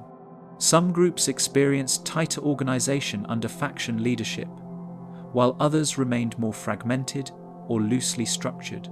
These differences contributed to uneven survival conditions across the Abrolhos Islands. Later accounts describe vulnerability as unevenly distributed, depending on proximity to controlling factions. Individuals closer to armed or organized groups often experience different conditions than those on the periphery of control structures. This uneven distribution of safety and exposure shaped the lived reality of survival in ways that extended beyond simple geography. Fragmented interaction prevented shared understanding of conditions across separated survivor camps. The inability to maintain consistent contact between islands meant that each group operated with limited knowledge of the others. As a result, perceptions of events varied significantly depending on location and available information. Increasing separation between groups deepened inconsistencies in how authority and survival were structured locally. Without shared oversight or coordination, each camp continued developing its own internal logic of control. These differences widened over time, reinforcing the fragmentation of the survivor population. Women's positioning within survivor society became shaped by these localized systems of dependency and control. Their roles and conditions were determined not by a single uniform system, but by the specific arrangements of authority present in each camp. This variability reflected the broader fragmentation of survival structures across the islands. Survival conditions for women were influenced by both resource scarcity and faction-based governance structures. Access to protection, food, and movement was often mediated through the same systems that governed the wider survivor population, but with additional layers of dependency created by isolation and fragmentation. The breakdown of shared structure produced conditions that evolved differently in every isolated group. The soldiers sent away to die. A separate group of soldiers, drawn from the survivors of the Batavia, was isolated after the initial fragmentation of authority across the Houtman Abrolhos. Their removal from the main survivor camps was not presented in the surviving accounts as a single dramatic decision, but rather as a structured separation that aligned with the emerging internal logic of control, where distance and environment could be used as substitutes for direct enforcement. Records describing their removal indicate a deliberate separation from the main survivor camps under conditions framed as assignment rather than abandonment. In the fragmented system that had developed after the wreck, language carried practical weight, and terms associated with duty or reassignment often masked outcomes that depended entirely on survival probability rather than support. The soldiers were positioned outside the primary distribution networks that governed access to food, water, and coordinated shelter. Distance from the central islands placed the group beyond the immediate structure of faction-controlled resources and protection networks. The geography of the Houtman Abrolhos ensured that even short separations created significant barriers to return or communication, and once placed beyond these central clusters, the soldiers existed in a zone where oversight was minimal and assistance unlikely. Their position effectively removed them from the evolving internal systems that governed the main survivor population. Survival conditions on the remote island differed sharply from the more organized camps, shaped primarily by exposure and scarcity. Without stable access to stored provisions or coordinated supply distribution, the environment itself became the dominant regulating force. Heat, wind, and salt exposure defined daily survival conditions more than any human-imposed structure, and the absence of infrastructure left little margin for error. Expectations surrounding their relocation implied that environmental hardship would determine the outcome of their isolation.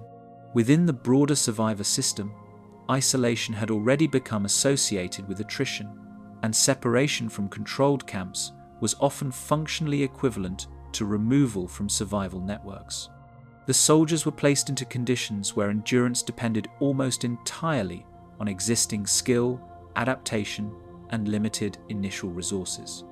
Accounts referencing the separation describe limited provisioning and minimal logistical support at the point of transfer. Supplies were not structured for long-term sustainability, and no documented framework suggests ongoing resupply or structured monitoring. Once the transfer was complete, the group's survival trajectory became independent of the main survivor camps and their evolving internal power structures. Unanticipated developments emerged when the isolated soldiers failed to conform to the anticipated outcome of rapid collapse. Instead of immediate dissolution under environmental pressure, the group began to establish routines that reflected prior maritime discipline, adapting their available resources into structured survival practices. This divergence from expected outcomes introduced an early inconsistency into assumptions about the finality of isolation as a control mechanism. Environmental constraints on the island introduced immediate challenges related to freshwater access and sustained shelter. The limited geography of the Abrolhos environment offered few reliable sources of drinking water, and survival depended on locating or conserving whatever natural reserves could be accessed. Shelter construction required constant adaptation to shifting weather conditions and the absence of durable materials. Military training among the group influenced how they organized survival efforts under extreme deprivation. Coordinated labor, division of responsibilities, and structured decision-making replaced the informal and fragmented patterns seen in other survivor groups. This internal organization did not eliminate hardship, but it provided a framework that allowed sustained endurance under conditions that were assumed to be prohibitive. Resource management quickly became the central concern once initial supplies were exhausted or diminished. Food sources, water collection, and protection from exposure required continuous attention, and the absence of external support meant that each decision carried immediate consequences. Survival became a matter of maintaining stability within a closed system, defined entirely by what the island could provide. Recorded observations suggest that discipline and coordination played a significant role in their continued endurance. While environmental conditions remained unchanged, the internal structure of the group influenced how effectively those conditions could be managed. The contrast between expectation and outcome began to widen as time passed, without the collapse that had been anticipated by those who ordered the separation. Geographic isolation prevented regular monitoring or adjustment of their conditions by those who initiated the separation.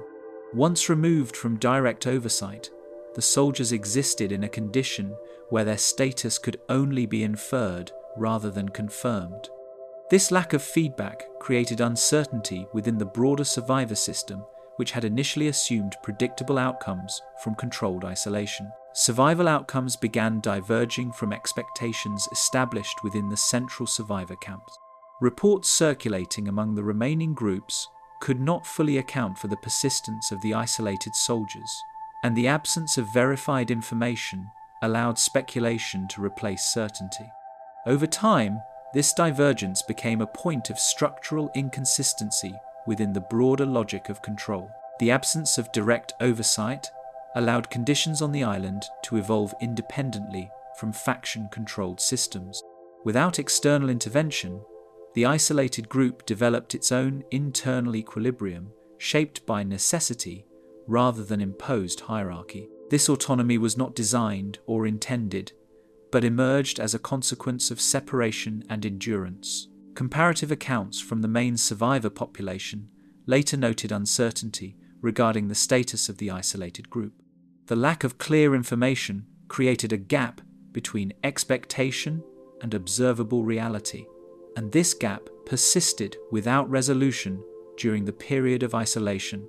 In systems reliant on predictable outcomes, such gaps introduce instability into broader assumptions of control. Distance and limited communication contributed to incomplete knowledge of their actual situation over time. Without reliable transmission of information, understanding of the group's condition became fragmented and delayed. Each partial update reinforced the uncertainty surrounding whether the isolation functioned as intended. Unexpected endurance among the soldiers introduced inconsistency into assumptions about environmental fatality on the islands. Conditions previously considered sufficient to ensure collapse did not produce uniform results, and this inconsistency challenged the reliability of environmental isolation as a mechanism of control. The system that had depended on predictable deprivation now faced outcomes that did not align with its expectation. Operational logic within the main camps became increasingly unstable, as survival outcomes no longer aligned with intended outcome. When removal failed to produce certainty, the broader framework of control began to reflect its own limitations. Isolation, once considered decisive, revealed variability that could not be fully accounted for within existing structures. Outcomes that were assumed to be fixed by isolation began revealing limits in how survival itself could be controlled. A resistance takes shape. Leadership under Weber Hayes began forming in response to mounting uncertainty among the isolated survivors of the Batavia, scattered throughout the Houtman Abrolhos. What emerged was not an appointed command structure, but a gradual consolidation of decision-making under necessity, where coordination became essential simply to maintain continuity of survival in a fractured environment that no longer supported individual improvisation. Reorganization of survival tasks into coordinated labor patterns gradually replaced earlier improvised individual responses. The daily rhythm of survival, shaped initially by fragmentation and scarcity, began to stabilize as tasks such as resource gathering, shelter maintenance, and watchkeeping required predictable allocation. Coordination reduced inefficiency, and efficiency became a form of protection in an environment where delay or disorder could directly affect survival outcomes. Military discipline reasserted itself as a functional structure when repeated survival demands required consistent role assignment. The presence of individuals with prior training influenced how responsibilities were distributed, not through formal authority, but through practical necessity. Repetition of structured behavior created a framework that resembled command, without requiring institutional reinforcement, restoring a form of order adapted to environmental pressure. Cooperative necessity intensified as limited provisions forced structured sharing and regulated effort distribution. Scarcity removed the possibility of uncoordinated consumption, and access to food and water became dependent on collective management rather than individual control. This shift reinforced the importance of shared responsibility, as survival depended on maintaining balance within constrained resources. Decision-making within the Northern Group shifted towards centralized coordination under Hayes's practical leadership. Authority emerged through function rather than declaration, as individuals increasingly relied on consistent direction to navigate survival challenges. Over time, repeated reliance on a single coordinating figure consolidated informal leadership into a recognizable structure of command. Defensive awareness, developed as the separation between survivor groups, increased the perceived risk of external action. The absence of unified control across the islands created uncertainty regarding the intentions and capabilities of other factions, encouraging the Northern Group to interpret distance not as safety, but as potential exposure to unknown threats. Fortified positioning emerged once protection of supplies and personnel required sustained vigilance rather than a temporary response. Shelter arrangements and gathering points were organized in ways that prioritized observation and controlled access, reflecting an adaptation to conditions where unmonitored space could present vulnerability. Protection became a continuous process rather than a reactive one. Movement patterns within the group adjusted to prioritize observation points and controlled access to essential resources. Paths between key locations were structured to ensure visibility and reduce unpredictability, reinforcing internal security through spatial organization. This adjustment reflected an understanding that coordination extended beyond behavior into physical arrangement. Strategic use of island geography shaped how the Northern Group organized space and communication. The terrain of the Houtman of Brolos influenced the placement of shelters, lookouts, and supply areas, allowing natural features to support defensive logic. Geography became an active component of survival planning, rather than a passive backdrop. Cohesion increased as routine responsibilities became standardized across all members of the group. Repetition of shared tasks created consistency in behavior, reducing internal friction and enabling more predictable responses to external pressures. This standardization strengthened group reliability under increasingly structured survival conditions. Identification of opposing power structures associated with Geronimus Cornelish influenced how threats were interpreted at a group level. Awareness of organized violence elsewhere on the islands reframed survival concerns into a broader context of intergroup conflict rather than isolated hardship, introducing the possibility of coordinated opposition. Information passing between separated survivors contributed to an uneven but growing understanding of faction activity. Although communication remained fragmented, repeated exchanges created a partial picture of events occurring beyond the Northern Group, shaping strategic awareness despite incomplete clarity. Group identity consolidated around mutual protection as external pressure intensified internal coordination. Shared survival responsibilities increasingly defined belonging within the group, reinforcing cooperation through necessity rather than formal allegiance. Supply safeguarding became a defining function of the emerging defensive structure under Hayes's leadership. Protection of resources extended beyond storage into active monitoring and regulation, ensuring that essential provisions remained secure under conditions of uncertainty. Interaction between dispersed survivor clusters produced a fragmented but increasingly coherent awareness of wider conditions. Even incomplete information, when repeated across multiple sources, contributed to a growing sense of the broader situation unfolding across the islands. Positional advantage within the island chain began shaping how defensive strategy was implemented and maintained.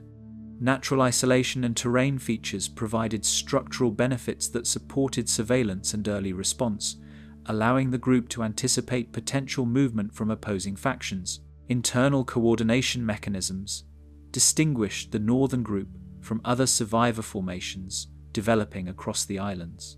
The consistency of organization and discipline created a functional separation between structured resistance and more fragmented survival arrangements elsewhere.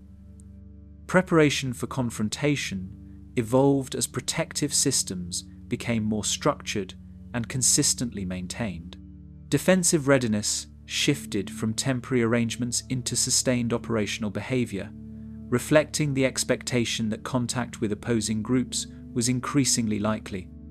Structured opposition emerged as a functional reality within the fragmented island system, establishing a new phase of inevitable confrontation. War among survivors. First recorded encounters between the structured groups led by Weber Hayes and the opposing faction associated with Geronimus Cornelish emerged as control lines across the Houtman Abrolhos began to overlap.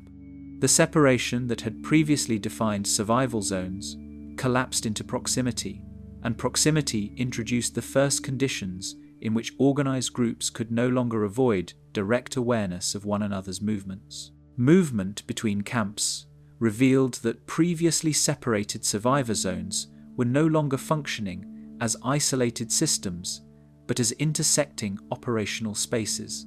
Paths that had once been used for resource gathering or passive navigation became contested routes, where presence itself carried strategic meaning. What had been a fragmented survival landscape now behaved like a connected field of competing influence. Direct engagement followed when reconnaissance activity exposed the proximity of organized resistance to faction-controlled routes and positions. Encounters were no longer accidental discoveries, but outcomes of deliberate movement and observation, as each side attempted to understand the structure and reach of the other. The transition from awareness to confrontation occurred not abruptly, but through repeated confirmation of contact points across the islands. Signals of opposing presence reached both groups through observation, interception, and indirect confirmation, rather than formal communication. Visibility across the island chain was limited, but patterns of movement, disrupted routes, and altered resource access provided enough indication for each side to infer the presence of the other. In this environment, partial information carried strategic weight equal to direct confirmation. Coordination shifted after contact was established, as both groups adjusted internal movement patterns in response to verified opposition. The defensive structure under Hayes was adapted by consolidating positions and increasing internal discipline, while the opposing faction recalibrated its approach to neutralize emerging resistance. The interaction between groups became a factor that directly influenced internal organization on both sides. Initial clashes occurred along transitional zones between islands where access routes and supply paths intersected. These were not large-scale engagements, but localized confrontations shaped by terrain, timing, and limited visibility. The geography of the Abrolhos ensured that encounters were fragmented, occurring in separate points, rather than a single continuous battlefield. Recognition of opposing groups resulted in immediate restructuring of defensive and offensive positioning within both factions. Each side began to treat the other not as a distant problem, but as an active structural threat requiring continuous response. This shift marked the end of purely internal control systems and the beginning of sustained intergroup conflict. Weapon distribution and usage became increasingly central to survival decisions as confrontation replaced isolation. Tools and arms that had previously served as protection against environmental threats were now directed towards structured opposition. Access to weaponry influenced not only combat capability, but also internal positioning within each group. Engagements intensified as each group tested the limits of the other's control over movement and territory. These encounters functioned less as singular battles and more as repeated assessments of strength, response time, and coordination under pressure. Over time, the pattern of contact established a rhythm of escalation across the islands. Geographic fragmentation of the Abrolhos environment influenced how encounters unfolded across separate island points. The dispersed nature of the terrain prevented consolidation of forces into a single engagement zone, resulting in multiple smaller confrontations shaped by local conditions. Distance and water channels dictated both timing and outcome of contact events. Control over access points shifted repeatedly as neither group maintained consistent dominance over contested areas. Temporary advantage at one location did not guarantee stability elsewhere, and each movement created openings that could be exploited in return. This instability prevented the formation of a fixed front line across the islands. Communication breakdowns within both factions led to uneven coordination during early confrontations. Information delays and partial visibility caused decisions to be made on incomplete data, increasing unpredictability in how each engagement unfolded. Coordination became reactive rather than fully planned. Localized clashes developed into repeated encounters rather than isolated incidents. Each engagement informed the next, creating a pattern of adaptation and adjustment on both sides. Conflict became iterative, shaped by accumulated experience rather than single decisive moments. Tactical considerations began overriding all other concerns as group movements and defensive decisions became increasingly coordinated. Routine survival activities were reorganized around the need to maintain readiness for contact, and everyday actions became secondary to positioning and defense. Structure within each group tightened as external pressure increased. Material scarcity shaped the nature and duration of each confrontation between opposing groups. Limited access to resources constrained both the scale and sustainability of engagements, ensuring that conflict remained intermittent but persistent. Every encounter carried implications for future capacity rather than immediate resolution. Escalation of hostilities altered the structural balance between faction control and resistance organization. The opposing sides no longer operated within separate survival frameworks, but within a shared environment defined by continuous interaction.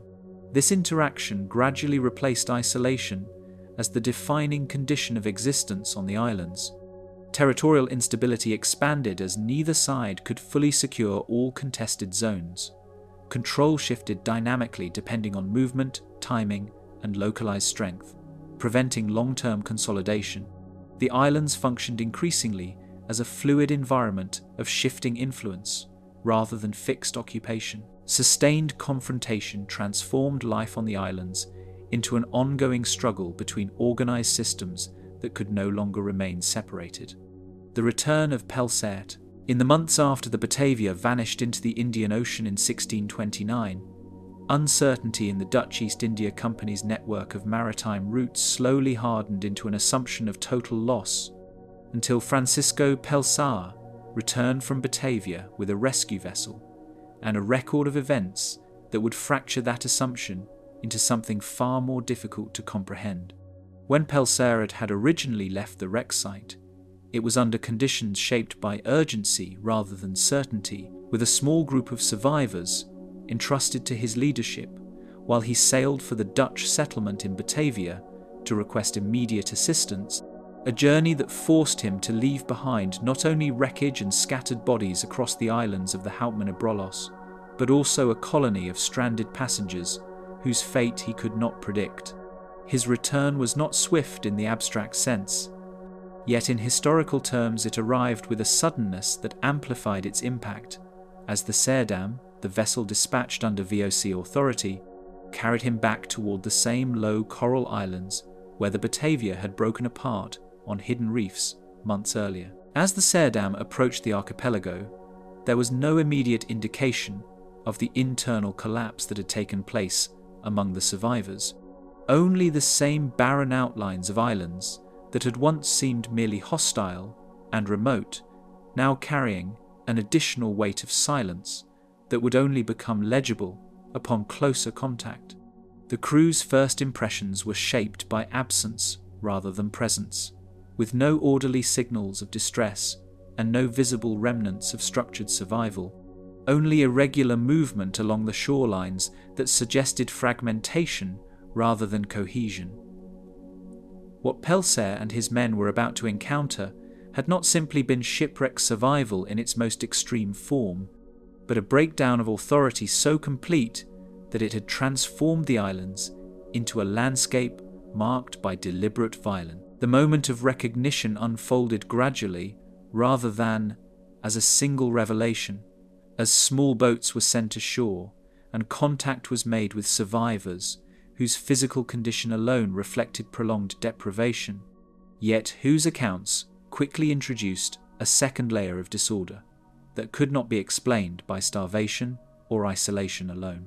These initial testimonies, fragmented and emotionally strained, pointed toward killings that had not been incidental but organized, and toward a leadership structure among the castaways that had diverged sharply from any expectation of maritime discipline or collective survival. Pelsar, who had left in search of rescue, now found himself confronted with evidence that the situation he had temporarily abandoned had evolved into something he could not have anticipated in scale or intent. As the Serdam anchored near the islands, the return to the wreck site became an exercise in reconstruction through observation, with every landing party reporting back variations of the same underlying pattern. Groups of survivors living in fear, signs of violent death that could not be attributed to accident or environmental collapse, and an emerging picture of internal factional control that centered around Jeronimus Cornelish, the ship's former under-merchant. The authority that Cornelish had established in Pelsar's absence appeared to have functioned through coercion and selective elimination, creating a system in which survival itself had become conditional on compliance with an imposed hierarchy. What made the discovery particularly destabilizing was not only the presence of mass violence, but its organization within a confined, isolated environment where normal maritime structures of command had already dissolved.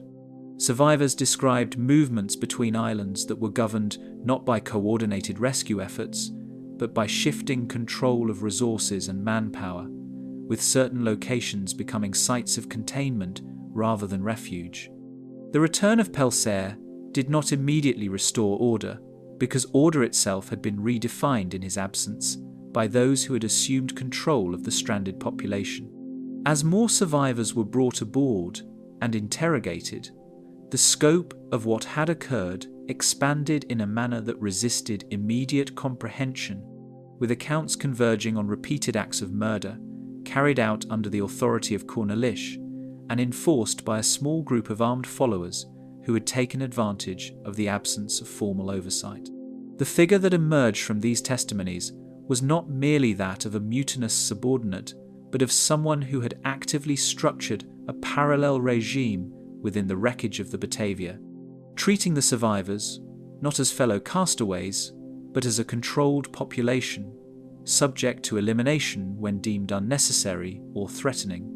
Pelsar's response to the unfolding situation was shaped by the dual pressure of authority and shock, as he attempted to reassert VOC command structures over a reality that had already moved beyond the conditions under which those structures normally functioned. The Serdam became both a rescue vessel and an instrument of containment, used to isolate those suspected of involvement in the killings, while further reconnaissance confirmed the extent of the violence across multiple islands in the archipelago.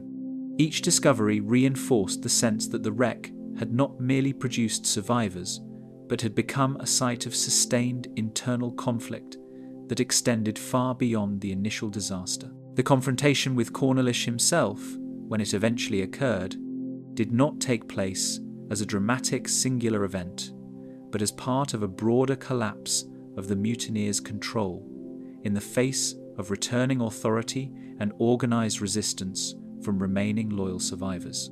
Cornelish had attempted to maintain control through selective violence and strategic positioning of his followers. Yet the arrival of the Serdam introduced a structural shift that his improvised system could not withstand. What had once been an isolated hierarchy constructed in the absence of oversight was now exposed to external enforcement, and the balance of power shifted rapidly as survivors aligned themselves with the returning VOC command. Within this transition, the islands themselves retained a passive but persistent presence, their geography having shaped every stage of the crisis, from the initial wreck to the later fragmentation of authority, as narrow channels, isolated landforms, and limited resources had created conditions in which control could be exerted in localized, temporary forms. The return of Pelsar did not erase those conditions. It only revealed how completely they had been exploited in his absence, turning spatial isolation into a mechanism for human division and targeted violence. As the scale of the massacre became fully apparent, the Serdam assumed a role that extended beyond rescue into the documentation of events, with Pelsar overseeing the collection of testimony, the identification of perpetrators, and the consolidation of accounts that would later form the basis of formal proceedings. Yet even in this phase, certainty remained elusive in places where survivor narratives diverged, where memory was shaped by trauma, and where the sequence of events could only be partially reconstructed from overlapping and sometimes conflicting accounts.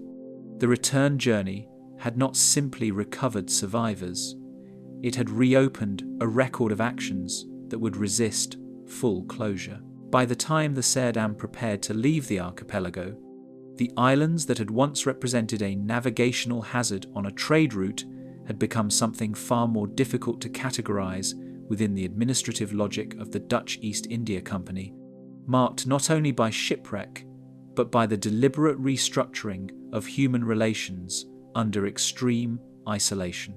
Pelsar's return had restored official presence, yet what it revealed could not be fully contained within the language of accident or survival alone, as the line between maritime disaster and internal catastrophe had already been crossed and documented in blood.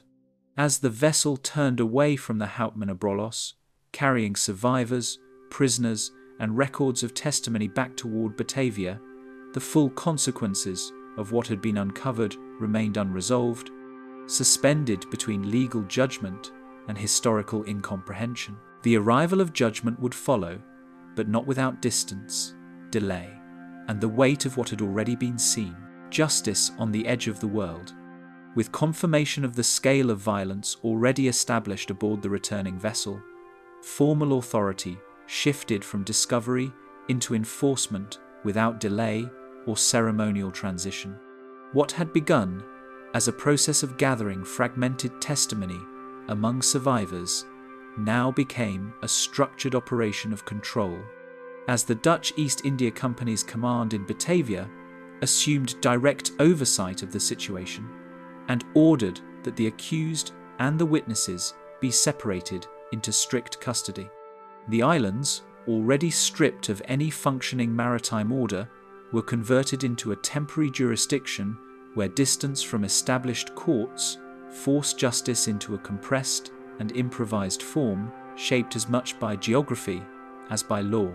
Orders issued under the Dutch East India Company command in Batavia dictated that the surviving accused and witnesses be divided immediately, preventing further communication that might alter or contaminate testimony before formal statements could be recorded.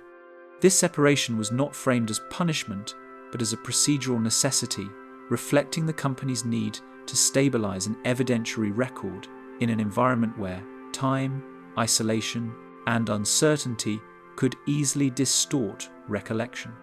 Under these conditions, authority was not exercised through elaborate legal structure, but through rapid administrative segmentation, where individuals were placed into categories of relevance, suspicion, or utility based on preliminary accounts already gathered aboard the Serdam. Statements collected under confinement began to take shape not as uninterrupted narratives, but as segmented accounts filtered through repeated questioning and administrative recording, often shaped by the presence of armed oversight and the psychological pressure of isolation.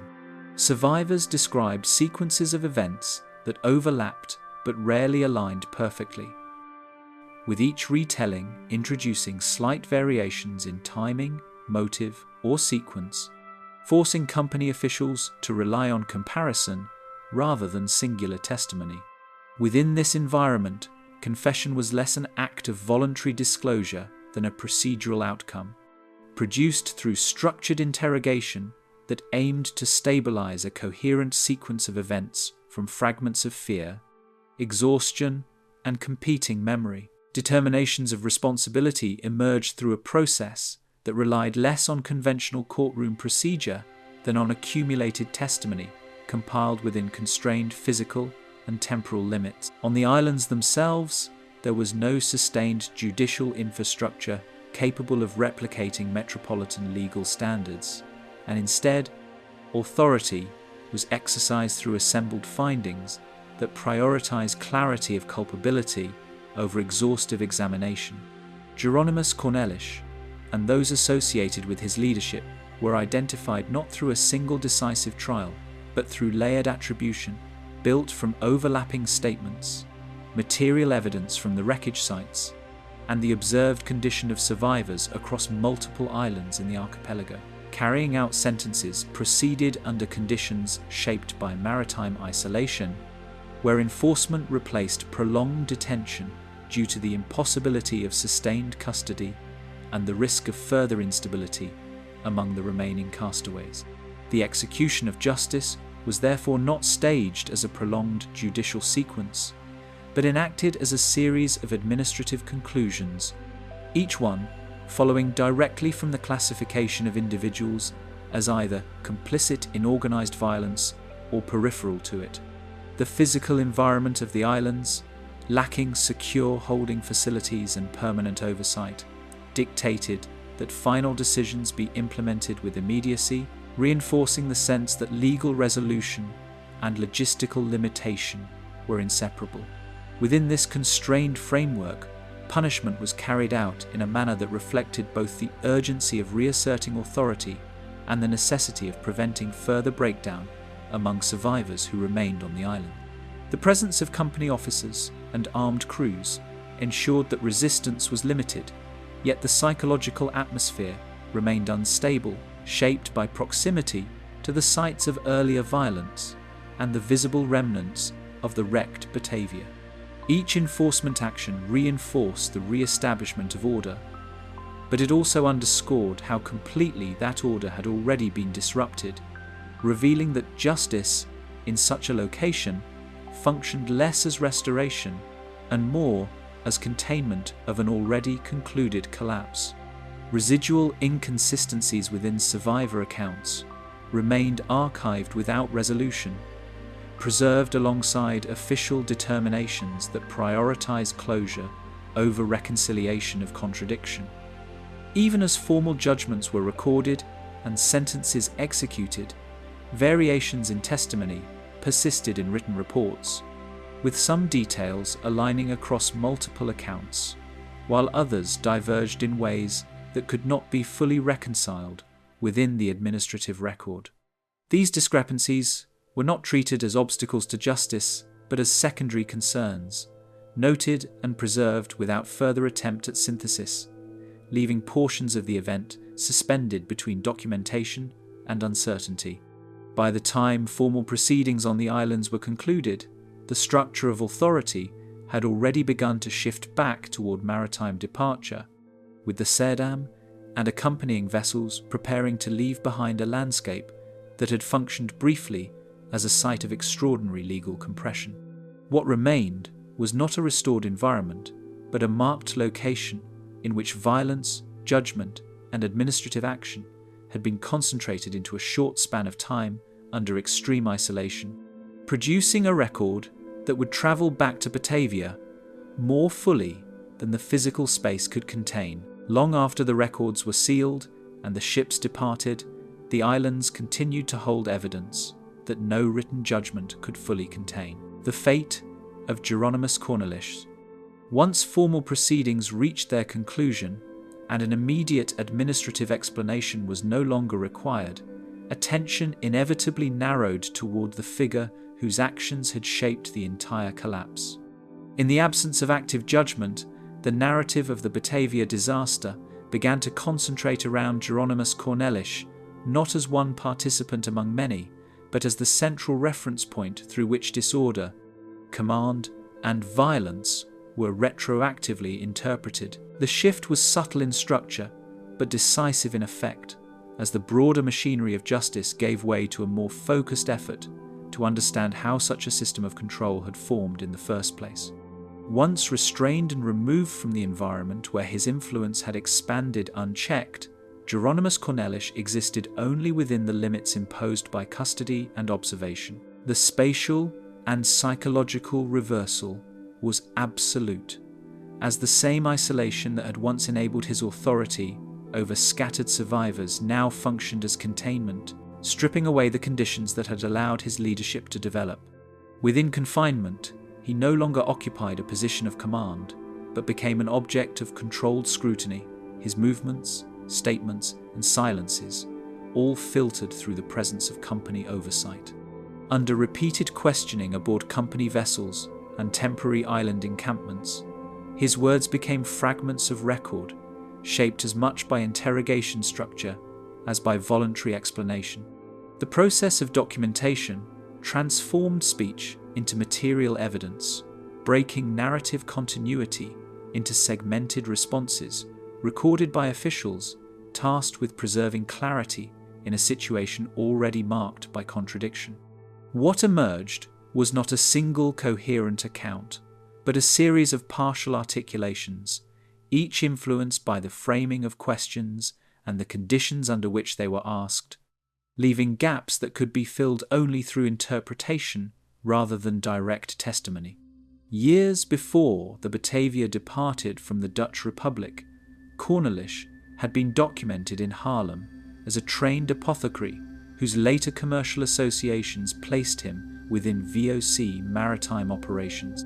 This earlier existence, recorded in civic and professional contexts, did not indicate the role he would later assume in the Indian Ocean, yet it positioned him within a network of trade, mobility, and opportunity that defined much of 17th century Dutch maritime expansion. The transition from urban professional life to the volatile hierarchy of an East India Company vessel was not unusual in itself, but in his case, it formed the backdrop to a trajectory that would later be reconstructed through the lens of catastrophe.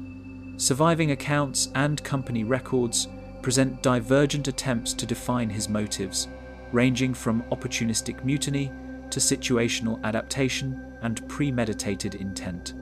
These interpretations do not converge into a single explanatory framework, largely because the conditions under which his actions unfolded were themselves unstable, shaped by isolation, fractured authority, and the absence of immediate oversight once the Batavia had been destroyed. Within this interpretive space, Cornelish appears alternately as a calculated organizer of violence and as a figure responding to rapidly collapsing structures, though neither description fully resolves the contradictions preserved in testimony. Separated from the hierarchy he briefly constructed during the wreck, his statements increasingly reflected the absence of external control rather than the presence of coherent justification. In confinement, The language attributed to him lacked the structured authority that had once defined his position among the survivors, instead revealing a dependence on interrogation context and the constraints of recorded dialogue. The distinction between explanation and exposure became increasingly blurred as each response was absorbed into a broader administrative effort to stabilize a narrative that could account for the scale of events. When execution was ultimately carried out under company authority, it marked not the resolution of understanding, but the termination of any further direct testimony from its central figure. The act itself functioned within the procedural expectations of VOC enforcement, closing the legal and administrative status of a man whose influence had already been dismantled long before his physical end. What remained was not clarification, but finality in its most limited form, where the cessation of life did not correspond to the cessation of interpretive uncertainty. After his death was recorded, the contradictions embedded in his actions continued to circulate through survivor narratives and official reports without full reconciliation. The written accounts preserved by company officials and those shaped by surviving passengers maintained parallel versions of the same sequence of events, each structured by perspective, proximity, and memory under extreme conditions.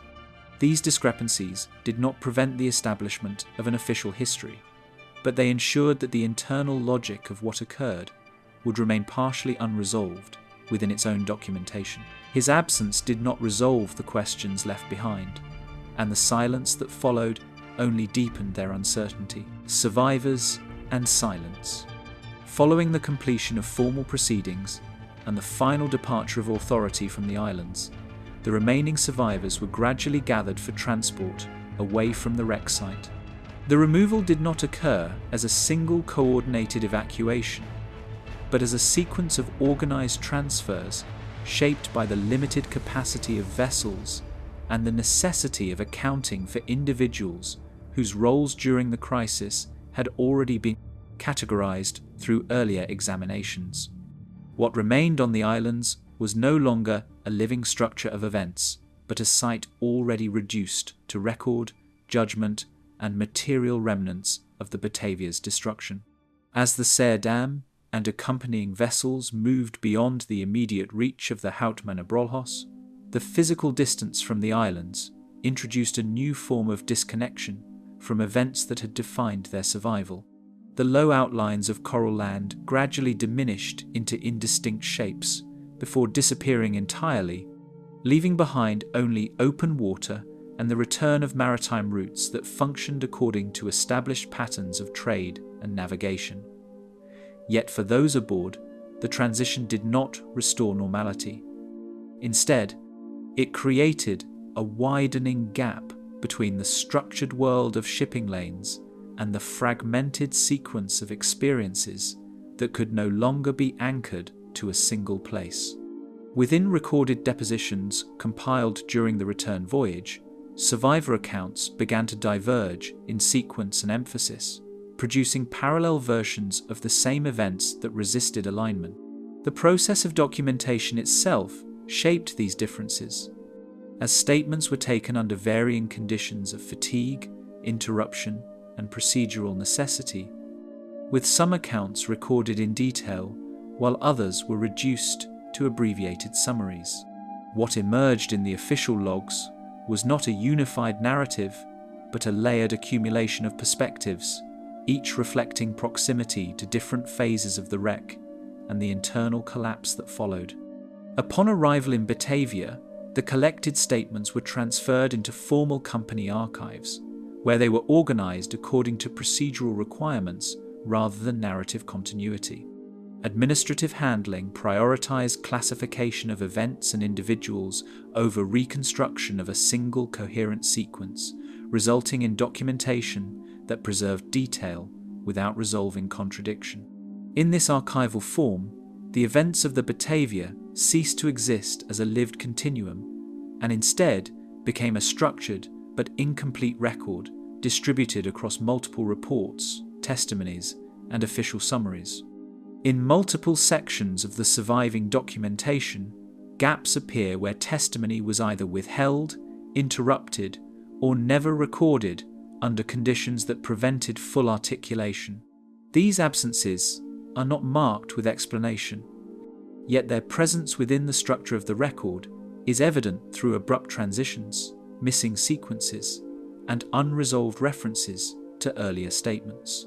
The silence contained within these gaps does not function as omission in a narrative sense, but as a structural feature of the documentation itself, revealing the limits of what could be captured under conditions of exhaustion, fear, and administrative constraint. While vessels resumed their regular passage through established VOC routes, the survivors remained separated from ordinary maritime activity by the weight of experiences that did not translate into routine record or conversation. The rhythm of navigation, trade, and scheduled port arrivals continued without interruption, yet those who had been part of the wreck carried a discontinuity that did not integrate into the procedural language of maritime commerce.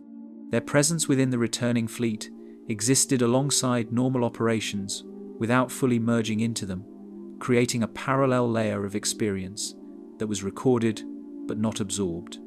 Across compiled reports and recollections preserved by company officials, contradictions persisted without reconciliation, leaving multiple interpretations of the same sequence of events intact within the archive. Some details aligned across testimonies with relative consistency, particularly those concerning the wreck itself, while others diverged in ways that reflected differing vantage points, levels of involvement, or access to information during the period of isolation. These inconsistencies were not resolved through later inquiry, but preserved as part of the official record, where they remained adjacent rather than unified. Certainty never returned with the survivors, only accounts that continued to drift apart as they were carried forward, records, testimonies, and disputed truths. After the return of surviving accounts to company custody, attention within official handling gradually moved from individual experiences toward the structural inconsistencies embedded in the collected documentation. What had initially functioned as a repository of testimony tied to a single maritime disaster began to operate instead as an administrative problem of coherence, where the act of recording no longer guaranteed alignment between accounts. The Batavia case, already fragmented through survival and violence, now became further divided through the written systems meant to stabilize it. Multiple sets of Batavia deposition records remain preserved in VOC administrative files, where repeated descriptions of identical events appear arranged in differing orders and narrative constructions. The material itself does not present a single linear account, but a layered arrangement of transcripts, summaries, and copied entries that reflect different stages of compilation. Some records emphasize chronology, others prioritize attribution, and still others condense events into procedural notes that obscure the original narrative flow, creating a document environment where consistency exists only in fragments rather than in structure. Certain incidents from the wreck and aftermath are consistently acknowledged in general terms, yet the recorded specifics shift in sequence, detail, and attribution from one account to another. The destruction of the Batavia, the survival of groups on separate islands, and the emergence of internal violence appear across nearly all accounts. But the ordering of these developments and the identification of key moments vary depending on the source. This variability does not eliminate the events themselves, but disperses their certainty, ensuring that what is shared among the records is not precision, but approximation. Later, compilations produced under company administration reorganized earlier testimonies into condensed summaries that introduced subtle but significant alterations in structure and emphasis. These administrative revisions were intended to produce clarity suitable for official reporting, yet the process of condensation necessarily removed transitional detail and reshaped the relationship between individual statements. In doing so, the records gained coherence at the level of presentation while losing some of the internal complexity present in the original depositions, resulting in a dual structure where original and revised accounts coexist without full integration. Sections of testimony end abruptly in several surviving documents, leaving no explanatory notation for missing content and producing gaps that remain formally unaddressed in the archival record. These discontinuities are not marked as omissions in a narrative sense, but appear as structural breaks in transcription, where a recorded statement simply stops and another begins without clarification of what intervened.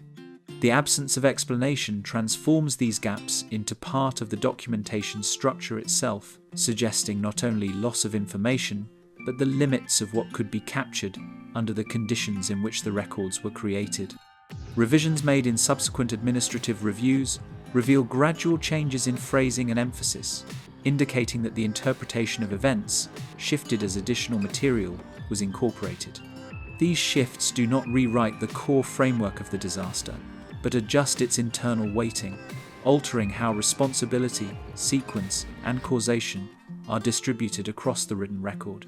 Over time, the accumulation of edits produces a document history that reflects not only the events of the Batavia, but also the evolving administrative need to render those events legible within company systems of reporting. No comparative alignment of surviving documents resolves a central set of contradictions concerning the sequence and coordination of key events during the collapse on the islands.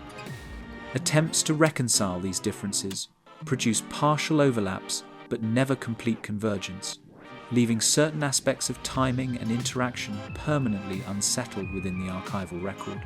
The contradiction persists not as a single unresolved question, but as a cluster of inconsistencies distributed across multiple sources that cannot be fully synchronized. Even when assembled side by side, the surviving records refuse to form a continuous account of what took place, the Batavia massacre in historical memory. Centuries following the earliest VOC documentation saw the Batavia disaster gradually repositioned from operational record into a subject of maritime historical interpretation. What had once been assembled as administrative reporting tied to a single voyage slowly expanded into a case study, repeatedly revisited by historians attempting to situate the event within the broader evolution of Dutch maritime expansion. The shift was not immediate or uniform, but emerged over time as the disaster moved further away from living memory and closer to the domain of historical reconstruction. Initial Dutch maritime histories commonly treated the incident as a navigational disaster intensified by breakdowns in order among isolated survivors. Early accounts tended to emphasize the shipwreck itself as the defining moment, framing the subsequent events on the islands as secondary consequences of maritime misfortune and environmental isolation.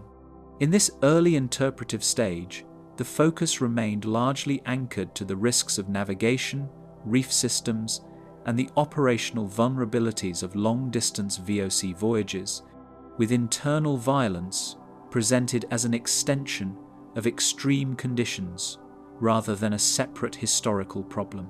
Later, scholarly works redirected attention toward the structural conditions of VOC voyages, situating the massacre amid broader questions of authority at sea.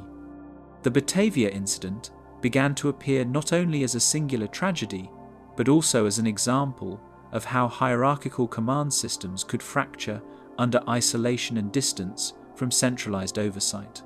This shift in emphasis did not replace earlier interpretations, but layered additional analytical frameworks over them, producing a growing complexity in how the event was understood within maritime historiography. Subsequent maritime research returned repeatedly to surviving depositions, focusing on inconsistencies between official summaries and recorded eyewitness statements. As access to archival material expanded, historians engaged more directly with the fragmented nature of the original documentation, comparing VOC summaries with survivor accounts preserved in various administrative forms. Rather than producing convergence, these comparisons often reinforced the multiplicity of perspectives already embedded in the record, highlighting the difficulty of reconstructing a single coherent sequence from material that had been shaped by differing conditions of recording and revision. Maritime cultural narratives eventually absorbed the Batavia wreck into wider storytelling traditions about shipwreck survival, discipline, and colonial maritime expansion. In this broader cultural context, the event began to circulate beyond strictly historical writing, appearing in discussions of maritime risk, naval discipline, and the psychological pressures of long-distance sea voyages. The transformation of the incident into a cultural narrative allowed it to function simultaneously as a historical case, cautionary example, and symbolic representation of isolation at sea. Successive generations of historical writing reframed the same sequence of events through evolving methodological approaches and shifting interpretive priorities. Changes in historiographical practice influenced how evidence was weighted, how testimony was evaluated, and how emphasis was distributed between environmental, institutional, and human factors.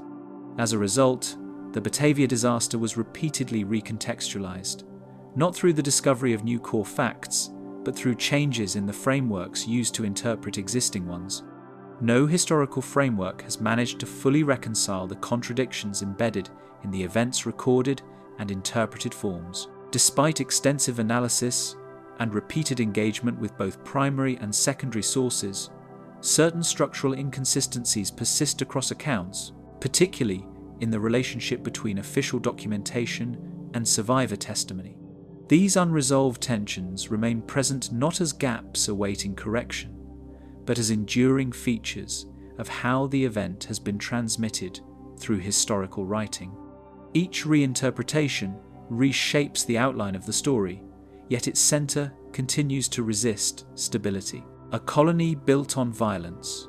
Maritime expansion under the Dutch East India Company operated through a tightly controlled hierarchy that extended across vast distances, yet weakened significantly once vessels left direct oversight of colonial ports. The system depended on a chain of command designed in Europe but executed across oceans, where communication delays, environmental uncertainty, and prolonged isolation created conditions that could not be continuously regulated from a central authority. What appeared as a unified administrative structure on paper often fractured in practice once ships entered long-haul routes through the Indian Ocean network. Long-distance voyages through the VOC network routinely placed crews in environments where geographic separation from authority became a defining operational condition rather than an exceptional circumstance. Ships such as those bound for Batavia functioned for months without external supervision, relying on internal enforcement of discipline and the interpretation of standing instructions under constantly shifting conditions. In these spaces, the absence of immediate oversight was not treated as a disruption, but as an accepted feature of maritime operation, embedded into the logic of colonial expansion itself. Command structures aboard East India Company ships depended on delegated control that concentrated decision-making power in limited hands once ships entered open ocean routes. Authority figures were expected to maintain order, enforce discipline, and manage both human and material resources under conditions where appeal to higher command was impossible. This concentration of power created a system in which local command decisions effectively became final, shaped by circumstance as much as by instruction, and enforced without external review until arrival at distant ports. Shipboard life in extended maritime expeditions was shaped by strict rationing, confined space, and the constant management of supplies that could not be replenished until reaching distant ports. These material constraints were not incidental, but fundamental to the structure of long-distance navigation, determining daily routines, interpersonal dynamics, and the prioritization of resources. Every aspect of existence aboard such vessels was influenced by limitation, where survival depended on regulated consumption and adherence to strict operational discipline. Operational strain produced by isolation and scarcity created conditions where survival pressures gradually reshaped behavioral norms and weakened established procedural boundaries. In environments where resources were finite and external assistance was unavailable, the maintenance of order relied increasingly on internal compliance rather than external enforcement. Over time, these pressures could shift the balance between formal regulation and improvised decision-making, particularly when uncertainty or crisis disrupted established routines. Hierarchical roles assigned at departure often shifted in practice during prolonged voyages, as authority adapted informally to conditions that exceeded initial planning assumptions. While formal ranks remained structurally intact, their practical expression could vary depending on circumstance, necessity, and the distribution of capability among those present. In certain conditions, responsibility expanded or contracted in response to immediate needs, creating fluid interpretations of command within otherwise rigid frameworks. The events associated with the Batavia voyage emerged from this broader maritime framework, where structural pressure and geographic isolation intersected in ways that intensified breakdowns of control.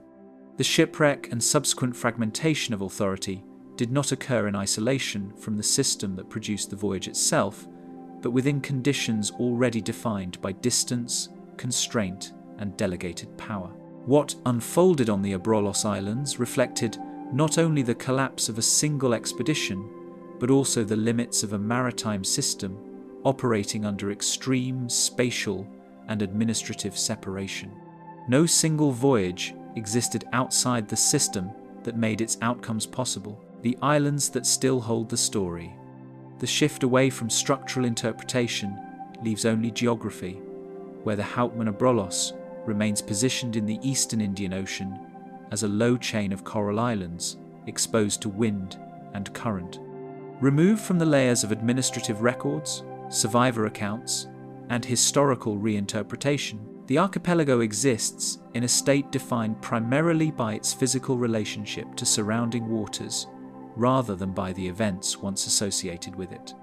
Navigation charts mark its position with precision, yet the landscape itself offers no narrative indication of the human catastrophe that unfolded there centuries earlier. Shallow reef systems extend across the surrounding waters in irregular formations that have long made navigation difficult for vessels moving along historic trade routes.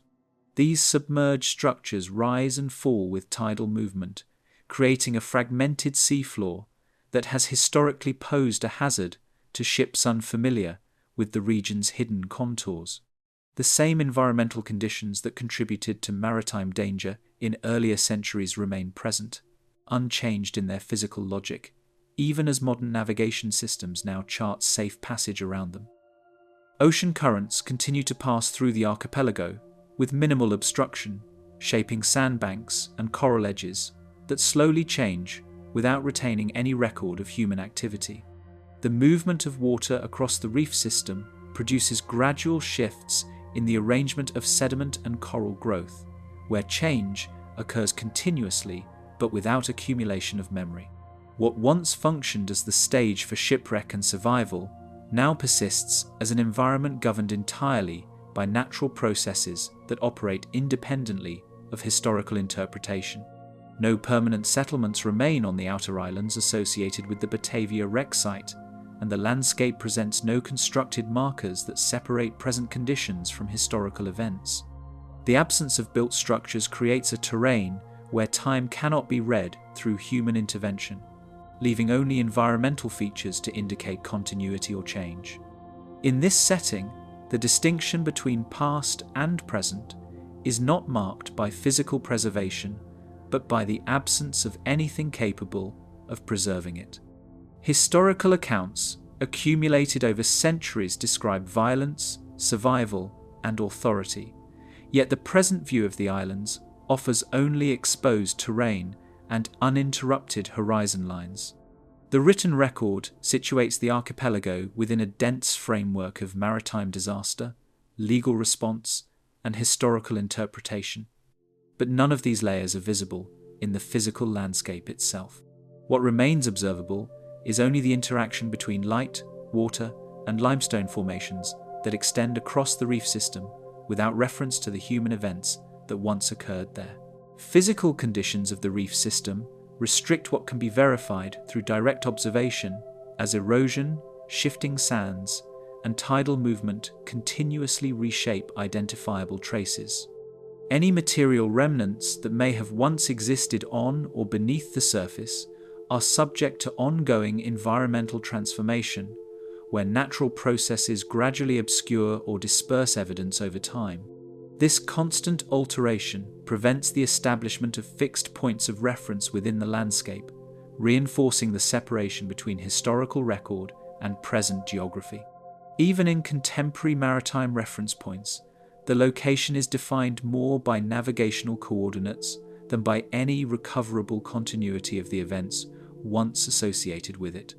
Modern mapping systems reduce the archipelago to positional data within global navigation frameworks, where its significance is measured in relation to distance, depth, and hazard rather than narrative meaning. The islands exist simultaneously as precise coordinates and as environments that resist historical consolidation. The sea continues to move through the same waters without acknowledging anything that once occurred there.